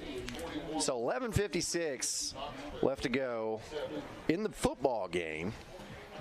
Anderson County comes up without points. They'll give this ball back to Elizabethton. Let's see, some other scores of interest for you. I don't remember if I told you, but Powell leads over Sevier County 10-7. Maryville now up on Science Hill 35-7. York Institute now up on Polk County 28-7. It's in the fourth quarter. White County still leads Loudon 14-0. That's a shock to me. That's a surprise. In the third quarter, Meigs County leads over Giles County 17-14. There's the run. And that is one of the best runs of the game for Elizabethton. And that's enough to move the sticks, I do believe. Should be a Hammers 1st and 10, and it is. I do want to give you a shocking score.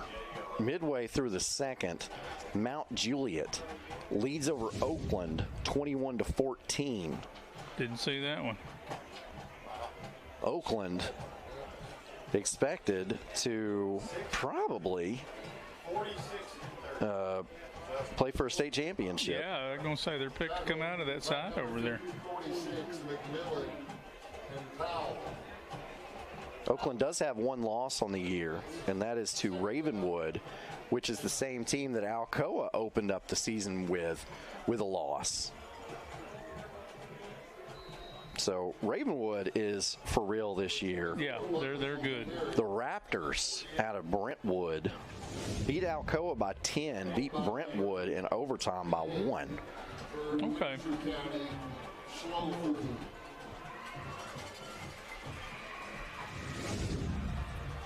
You notice Elizabethton's picking up the pace here. Yeah. They're wanting to pull that running clock off. And here we got a wide receiver screen out quickly to the flats and really close to a first down. I believe he's going to have it. That goes to Whitehead. And they will move the sticks. It'll be Hammers 1st and 10. 1st and 10. Cyclones.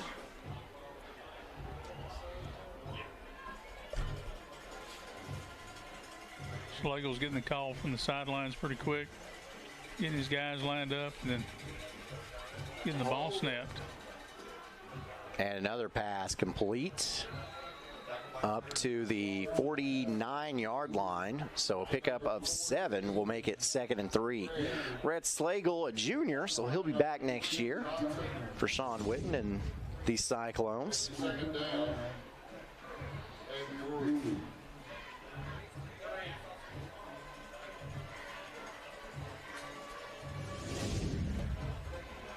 And here is Mathis with a pretty good run. Now, Mathis is a sophomore. Yeah. And the Wallens that we have seen tonight are juniors. So a lot of these players that you see making plays for Elizabethton tonight will be back next year. Yes, they sure will. Mathis, pretty good looking sophomore. Yeah, he really is. Hammers 1st and 10 at the 41 of Anderson County. Slagle looking. He's only got one receiver on a route. And that receiver came back after he wasn't open. And Slagle finds him for a pickup of 12 and a first down. Yeah, kind of working a scramble drill. The deep guy works back to the quarterback. The shallow guy is supposed to go deep. The guys in the middle go to the sidelines. And we do have a flag, and it's going to be a hold, so it's coming back.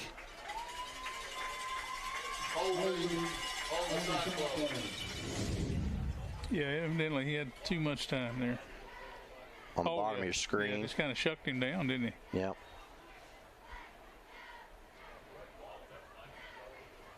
That's a nice execution scramble drill, though. 10-yard penalty. Moves it back to the Elizabethton 49. It'll be a Hammers 1st and 20. Slagle with Mathis in the backfield. Another quick out. And a pickup of about 8. And a flag comes out. Flag comes out. I didn't necessarily see what happened. I didn't either. Let's see if Chuck Fleischman can tell us. He fell. He fell on his own. He tripped on the chain or the stick, right? Now, are they calling the flag on the chain holder? No, personal foul on the Mavericks. I've never seen that. Let's watch it one more time on our Chuck Fleischman replay because his arm's okay. He's saying he extended the arm. Okay, and you can't really see it from our camera angle. You can barely see it. That's Elijah Johnson, number 3. His arms extend. And that's all the officials needed to see. So that set up Elizabethton with a Hammers 1st and 10 at the 28. And on that first down, they pick up about 4 yards, make it 2nd and 6. Yeah, they ran a little tunnel screen down here at the bottom. And Anderson County, they closed down on it. Slagle fakes the handoff, goes across the middle of the field. That pass is complete. Almost not complete. Almost not complete. He had to go up and high point that one. That's Zach Wallen, another one of those juniors. It was interesting because he didn't catch it, and then it fell, and he caught it. Right. Kind of tipped it to himself. For any Game of Thrones fans, that reminds me of Arya Stark dropping the knife.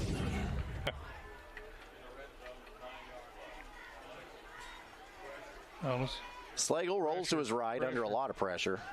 And wow, fires it back inside. That pass is caught inside the 1-yard line. Is called complete at the 1-yard. Great play. Slagle rolling to his right under a lot of pressure and gets right to the sideline. Catches it right there. That was Bryson Rowland. Hammers 1st and goal here. I know shotgun teams want to stay shotgun continuously, but there are a lot of times that when you're down on the goal line and you snap the ball 4.5 yards deep, you're not on the goal line anymore. Yeah. Yeah. So Jaden Wallen got an injury. Had that carry, and there is an injured player in the end zone, an injured Cyclone. So they'll check on him. Let me remind you, next week, Anderson County will play the 3rd round at home. We'll take a break. We want to pack this place out. I wanted to continue my education after high school, but my family and I didn't think we could afford it. Then I found out that Roane State has the options to make college possible. Now I'm pursuing my dreams and will make my family and community proud.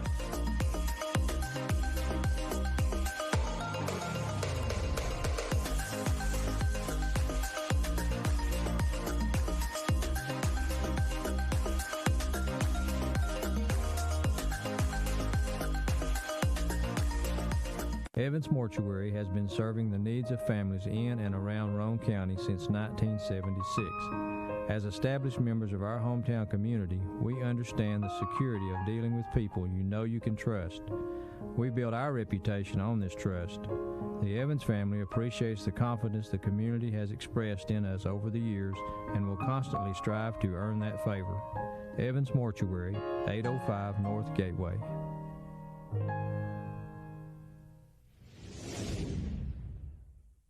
So I believe right now we feel comfortable enough saying it will be Greenville at Anderson County next week. We will be right here in this press box in this very spot. Another bring that return game trip, to you. yeah. Another return trip. We'll go live with pregame at 6:30. Looking forward to bringing you that game. I think it'll be a great one.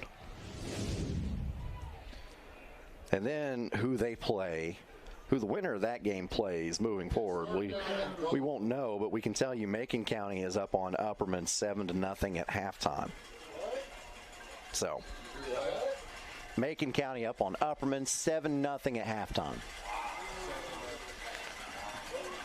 So here's a handoff.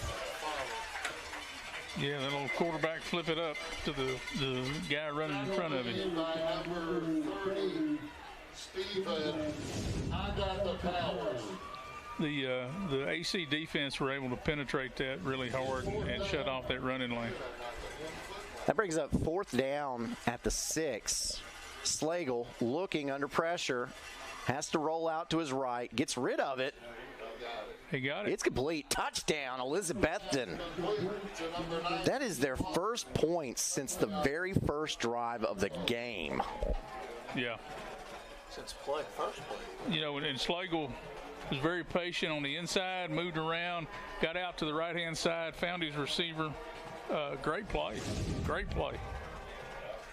So Slagle is, when he rolls to his right like that, he's been very accurate and able to make plays. Put that ball right where it needed to be.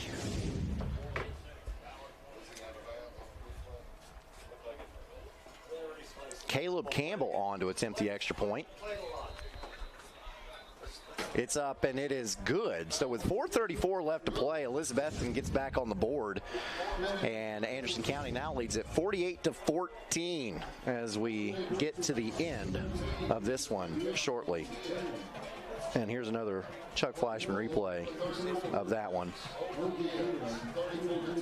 Does he stay in bounds? I can't tell, but it looks like it is. Looks like it, yeah. Great play. Official looking right at it.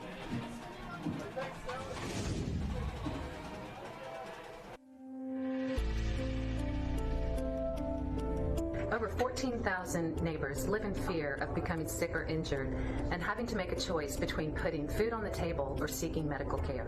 The free medical clinic tries to take that fear away. Bringing the healthcare, primary care out to our rural communities. I've had patients tell me that if it wasn't for us, they wouldn't be able to have any kind of health care. So us being able to go into these areas and provide that on-site care to these patients that can also come back week to week if they need for follow-up primary care, it is life-changing. It means a world of difference between actually life and death for them. Upgrade your home with stunning natural gas appliances. Back at the OEB Law Game of the Week as we get set for what might be our final Local 102 Plumbers and Steamfitters Union out of Knoxville kickoff. We remind you that Local 102 says there's no substitute for UA skilled craftsmen.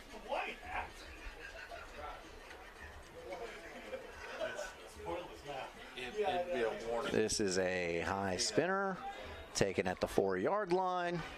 Yeah, warning first. There he goes. And this is LaRue. He's got some and speed. LaRue's got the sideline. One man, nope. He's gone. He ran right by him. Waylon LaRue returns this one 96 yards for a touchdown. And you see the lights aren't flickering, so where's Tim Elrod at? I was going to say, the lights are not. Kickoff return by Tip LaRue by Darling.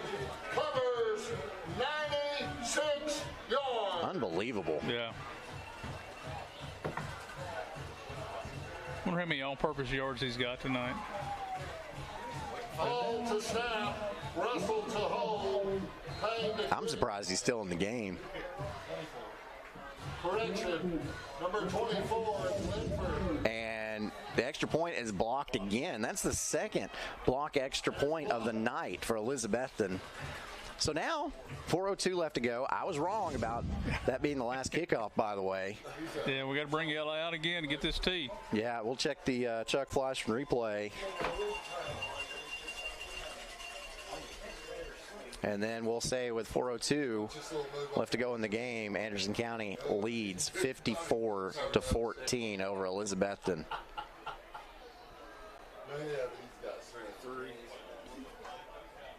Yeah, he just got to the sideline and then outran everybody to the end zone.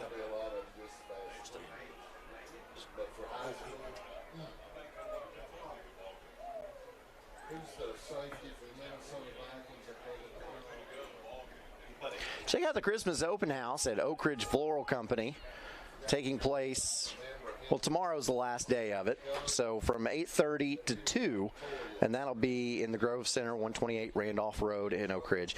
Tell them about this ad, get 20% off, and also the photo shoot at the Floral Company. It's a fundraiser from 11 to 2. Photos will be posted to a private Google Photos album and emailed to you. It's for donation. The suggested donation, $10. All proceeds benefit the Shelter Animals Rescue Group. So for a good cause. Check that out in the Grove Center tomorrow between 11 and 2 as we get set for another UA Local 102 kickoff. The Local 102, a part of the United Association. You can get more information by going to ualocal102.org. I think this will be the last of the night. I don't know. I said that just a second ago, and I was way wrong. And this ball is fumbled. Might not be. Did we get it? And Anderson County comes up with it. Oh, my goodness. Oh, my goodness. And there's Ella. There goes Ella. I wonder if she's tired. I'd say she is. There have been a lot of kickoffs tonight. She'll sleep good tonight. Oh, my goodness. And that is Davis with the recovery, and Elizabethton wants a timeout. Reese Russell in at quarterback. This timeout brought to you by Patterson's Appliances. Follow them on Facebook for appliance specials, job postings, and more. Why are you calling that? And like I say, big thank you to Big Orange Tree Service. No job too big, too small. Fully insured and qualified. Full tree removal, stump grinding, gutter cleaning, leaf cleanup. Call Jason Stiltner, 865-414-5499. About all the leaves are off the trees at my house. Yeah, mine too. They're on the yard now, in the gutters and everywhere else. Yeah, so if you need some leaf cleanup, call Jason Stiltner, and he'll take care of you. So Anderson County bringing in some backups for this drive. Yeah. Giving them an opportunity to play, but 54-14, just not at all. Didn't see this one coming, guys. No. And it looks like Elizabethton got some new bodies in there as well. So Reese Russell is in at quarterback. Landon Burnett beside him at running back. Oh, I'm sorry. That's 48. I thought that was 18. So that's Logan Crumpley. On the carry. And Crumpley is a senior on this team. Burnett is who I thought that was. I only saw the vertical line on the 4.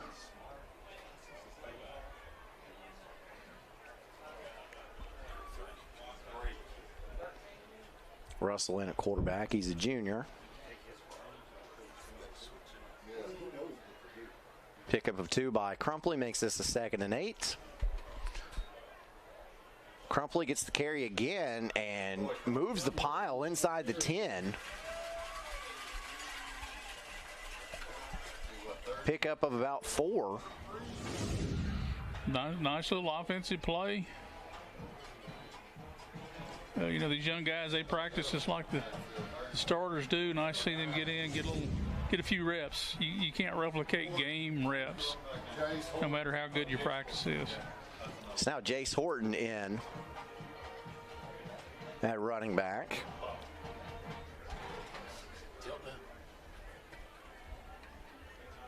As we reach 2 minutes to go in this game. Russell. Hands off to Horton. So Horton is a senior, and I have a feeling he doesn't get to play running back very often. This is one of those deals where they're trying to honor the senior for his hard work over the 4 years, because he looked pretty confused. And I think maybe you send him in the game and you say, hey, listen, we're going to give you the football. We're going to give you an opportunity to score. Run straight ahead. Just, go, get the handoff, and see what you can do with it. And running backs have vision and can see the hole, and then there were people like me who could not see the hole. Right. So that's why they didn't hand me the ball. 4th and 3, Russell with Horton. Hands the ball off again, and Horton is going to be tackled at the 10. Loses a yard or 2, and that will be a turnover on down. So Elizabethton will get the ball back with under a minute left to go in this game. Have a feeling they're going to maybe run it one time. Snap it once and get ready to go home.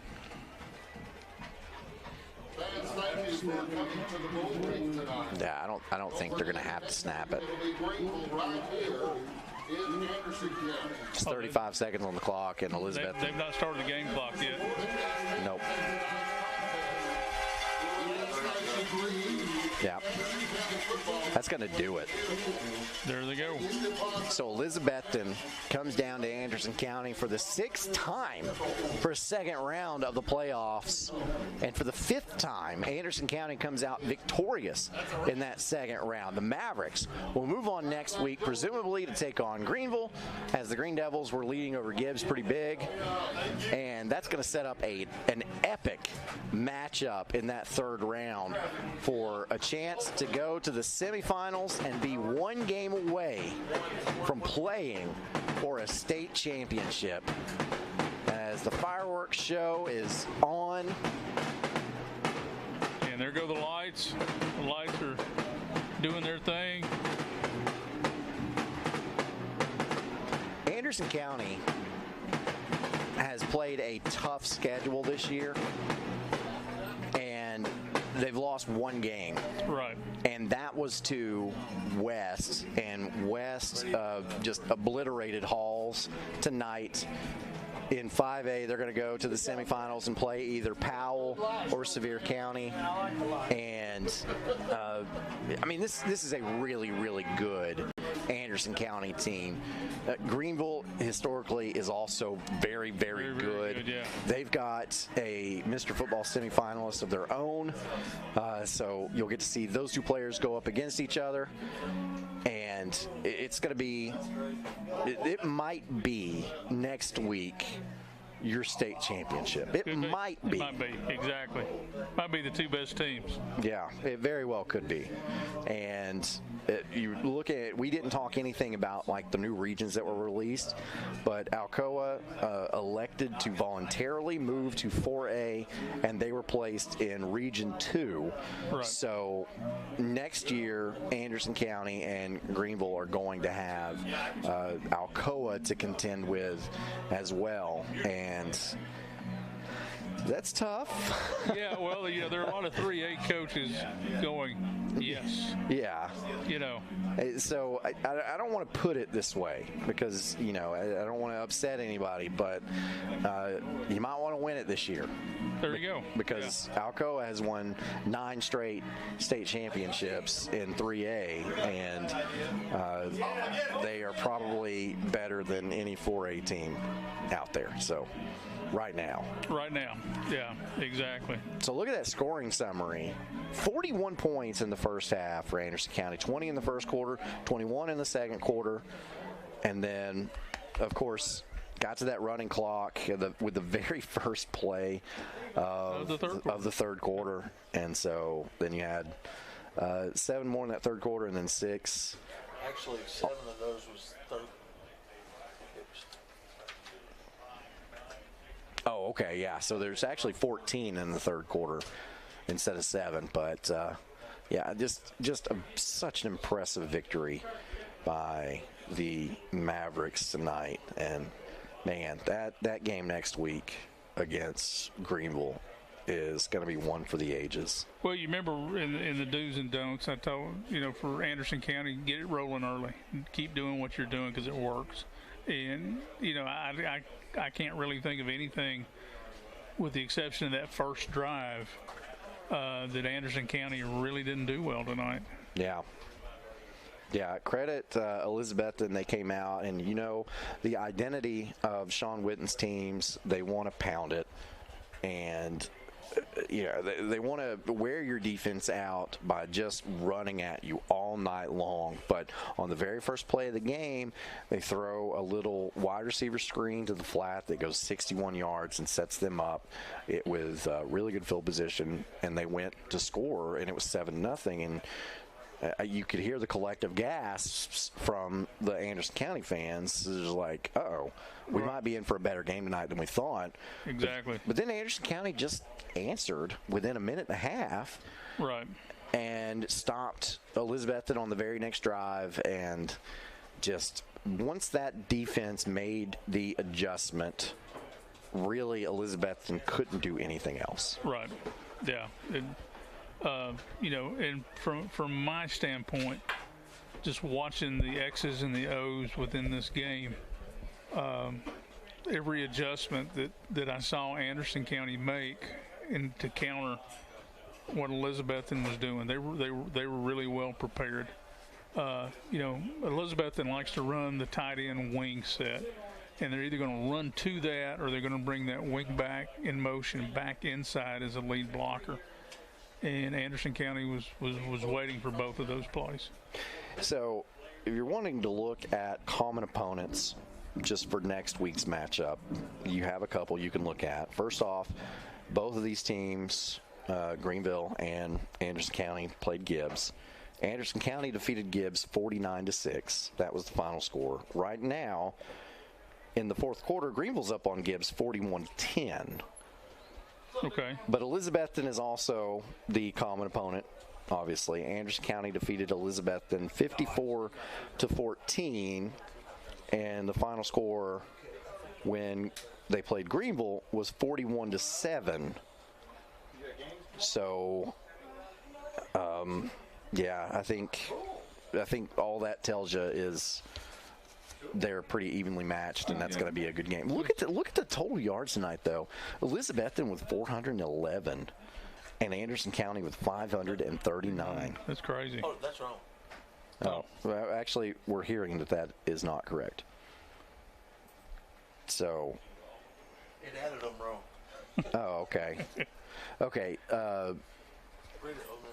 We'll get that put back on the screen so you can read along with us. It sounded like an offensive juggernaut. It did.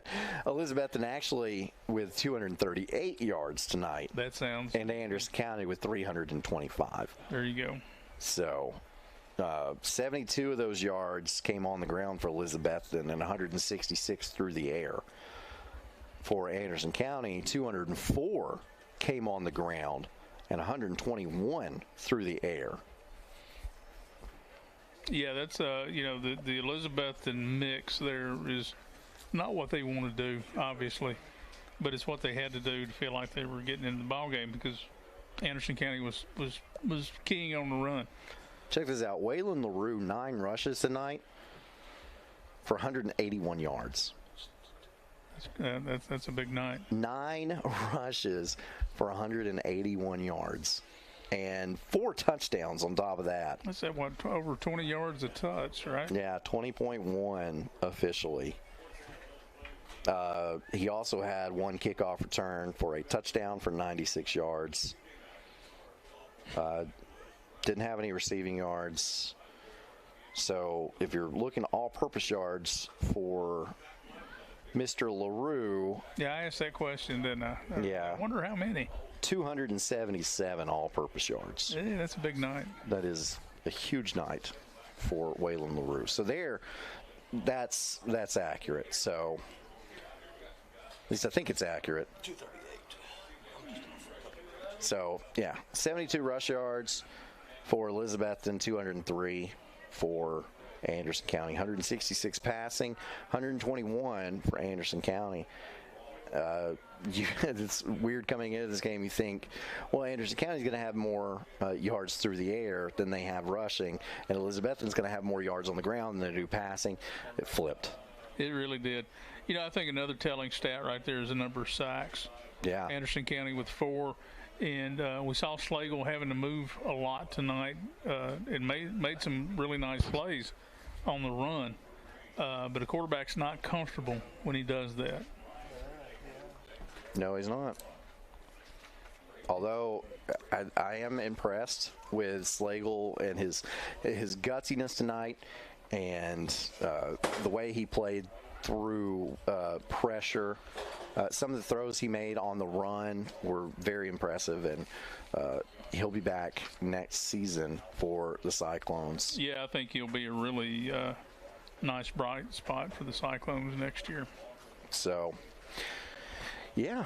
Let me run down scores of interest one more time as it's getting towards the end of the night. I don't know if we saw a whole lot of surprises tonight other than final scores.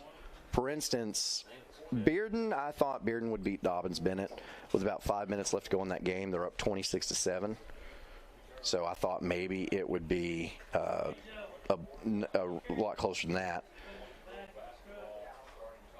And Blaine Stansberry becomes Oak Ridge's leading all-time leading passer tonight.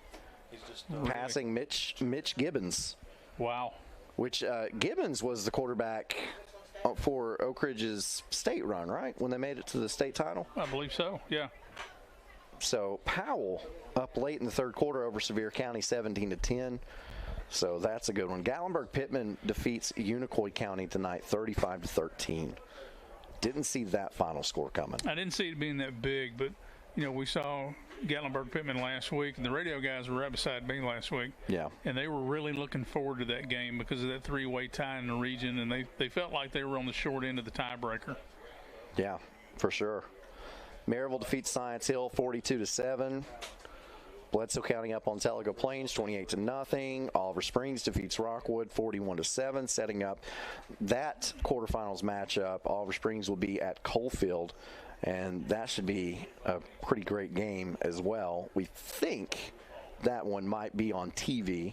It will be. With the Thursday night crew. That'll be on the Knox with Mark Packer and Austin Price and crew. And those guys, yeah. Yeah, I watched them last night. They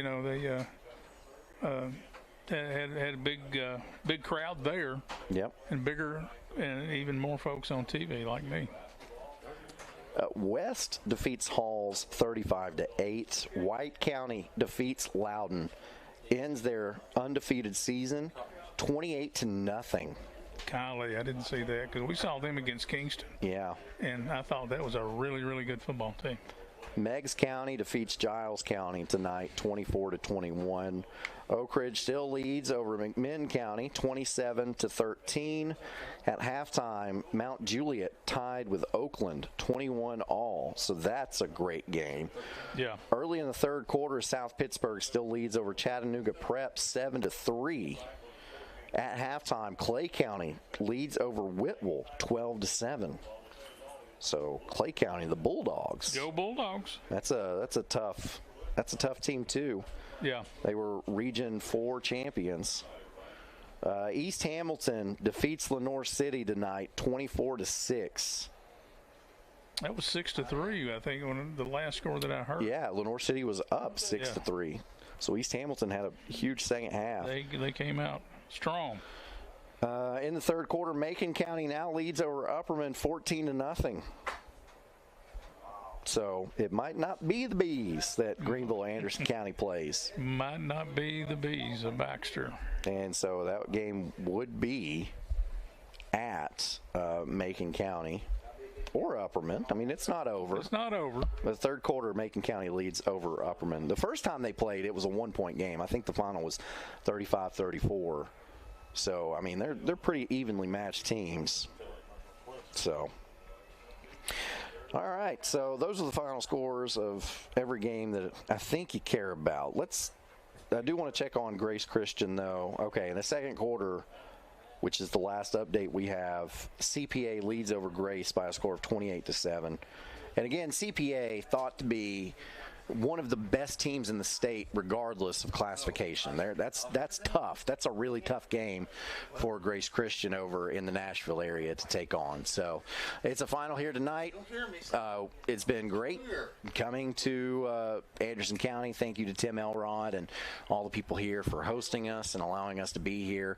The Mavericks defeat Elizabethton 54-13. They will move on next week to play Greenville right here, and we'll have that game for you. Pre-game starts at 6:30.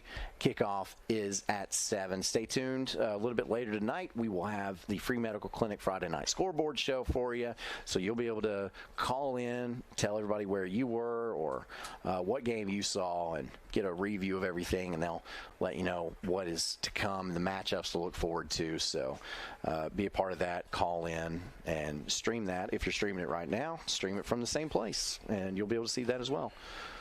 So that's it for us. For Dan Shoemaker, Brad Jones, and Chandler Jones back in the studio, our camera guys, I'm Aaron Harvey, and we'll see you next week. Until then, so long, folks.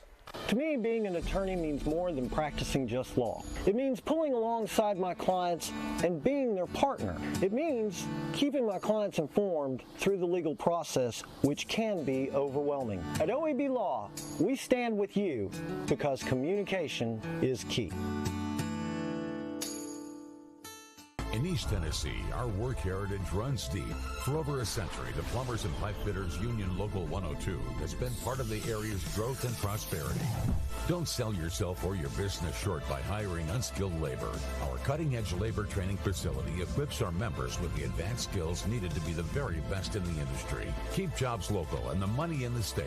At Local 102, we work tirelessly today to help build a better tomorrow for our community and our members. Kathy May Martin has been making real estate dreams a reality for over 3 decades. Buying or selling real estate is one of the most important decisions you'll ever make. Choosing the right realtor is next. Thinking of buying or selling? Call Kathy May Martin at Coldwell Banker Jim Henry & Associates for all your real estate needs. Rest assured, with Kathy's knowledge and experience, you will be on the winning team. I got one for you, boss. Oh, yeah? Yeah, what's black, white, and dented all over? I give up. The company truck? Yeah, it's bad. But thanks to our agent, we've already submitted the claim and can track the status right from the app. Auto owners pays what they owe without any hassle. Lucky for you, that's simple human sense. For all your insurance needs, life, home, car, or business, contact Griffin Insurance. What does strength in numbers mean to you? At Covenant Health, it means we see nearly 2.2 million visits annually. It means our 13,000 dedicated experts are all working together for a common goal. With over 150 locations throughout East Tennessee, you'll always find an open door to care, because we are committed to being the first, best, and strongest choice for the one number who matters most. You. Covenant Health. Let our strength be yours. Patterson's Appliances has been helping families like yours find quality home appliances from trusted brands including Whirlpool, Maytag, and KitchenAid for over 55 years. Our knowledgeable appliance specialists know how to outfit your kitchen or laundry room with the right appliances to meet your needs. We service what we sell with our own in-house factory-trained service technicians, and for the DIYers, our parts department is always ready to help customers find the appliance parts they need. Patterson's Home Appliances, because we care. When the lights turn on and the game begins, you need a team you can rely on. Ray Varner Ford and Clinton's strong lineup of vehicles is crafted with the same dedication and hard work that drives our community. Experience quality and value in this pre-owned 2024 Ford Maverick XLT all-wheel drive, $31,990. 23 Ford Expedition 4x4 Limited, $66,590. 2023 Ford F-150 XLT Super Crew 4x4, $47,995. Local you trust, pre-owned vehicles you can afford. Ray Varner Ford, built for the game. I wanted to continue my education after high school, but my family and I didn't think we could afford it. Then I found out that Roane State has the options to make college possible. Now I'm pursuing my dreams and will make my family and community proud.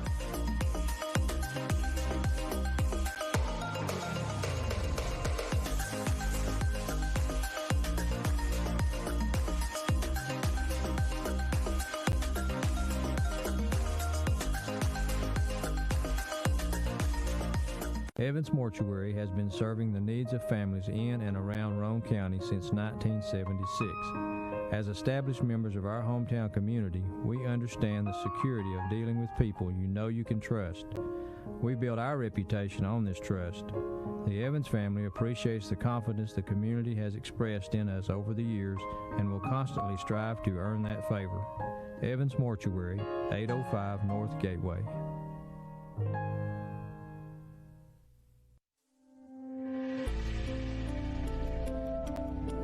Over 14,000 neighbors live in fear of becoming sick or injured and having to make a choice between putting food on the table or seeking medical care. The free medical clinic tries to take that fear away. Bringing the healthcare, primary care out to our rural communities, I've had patients tell me that if it wasn't for us, they wouldn't be able to have any kind of health care.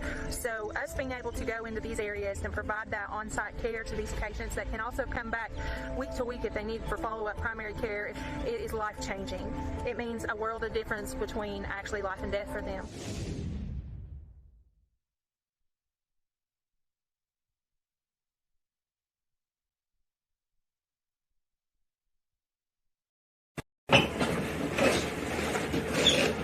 Oh, but that's hers. What? Yes. Box. That is. Oh, okay.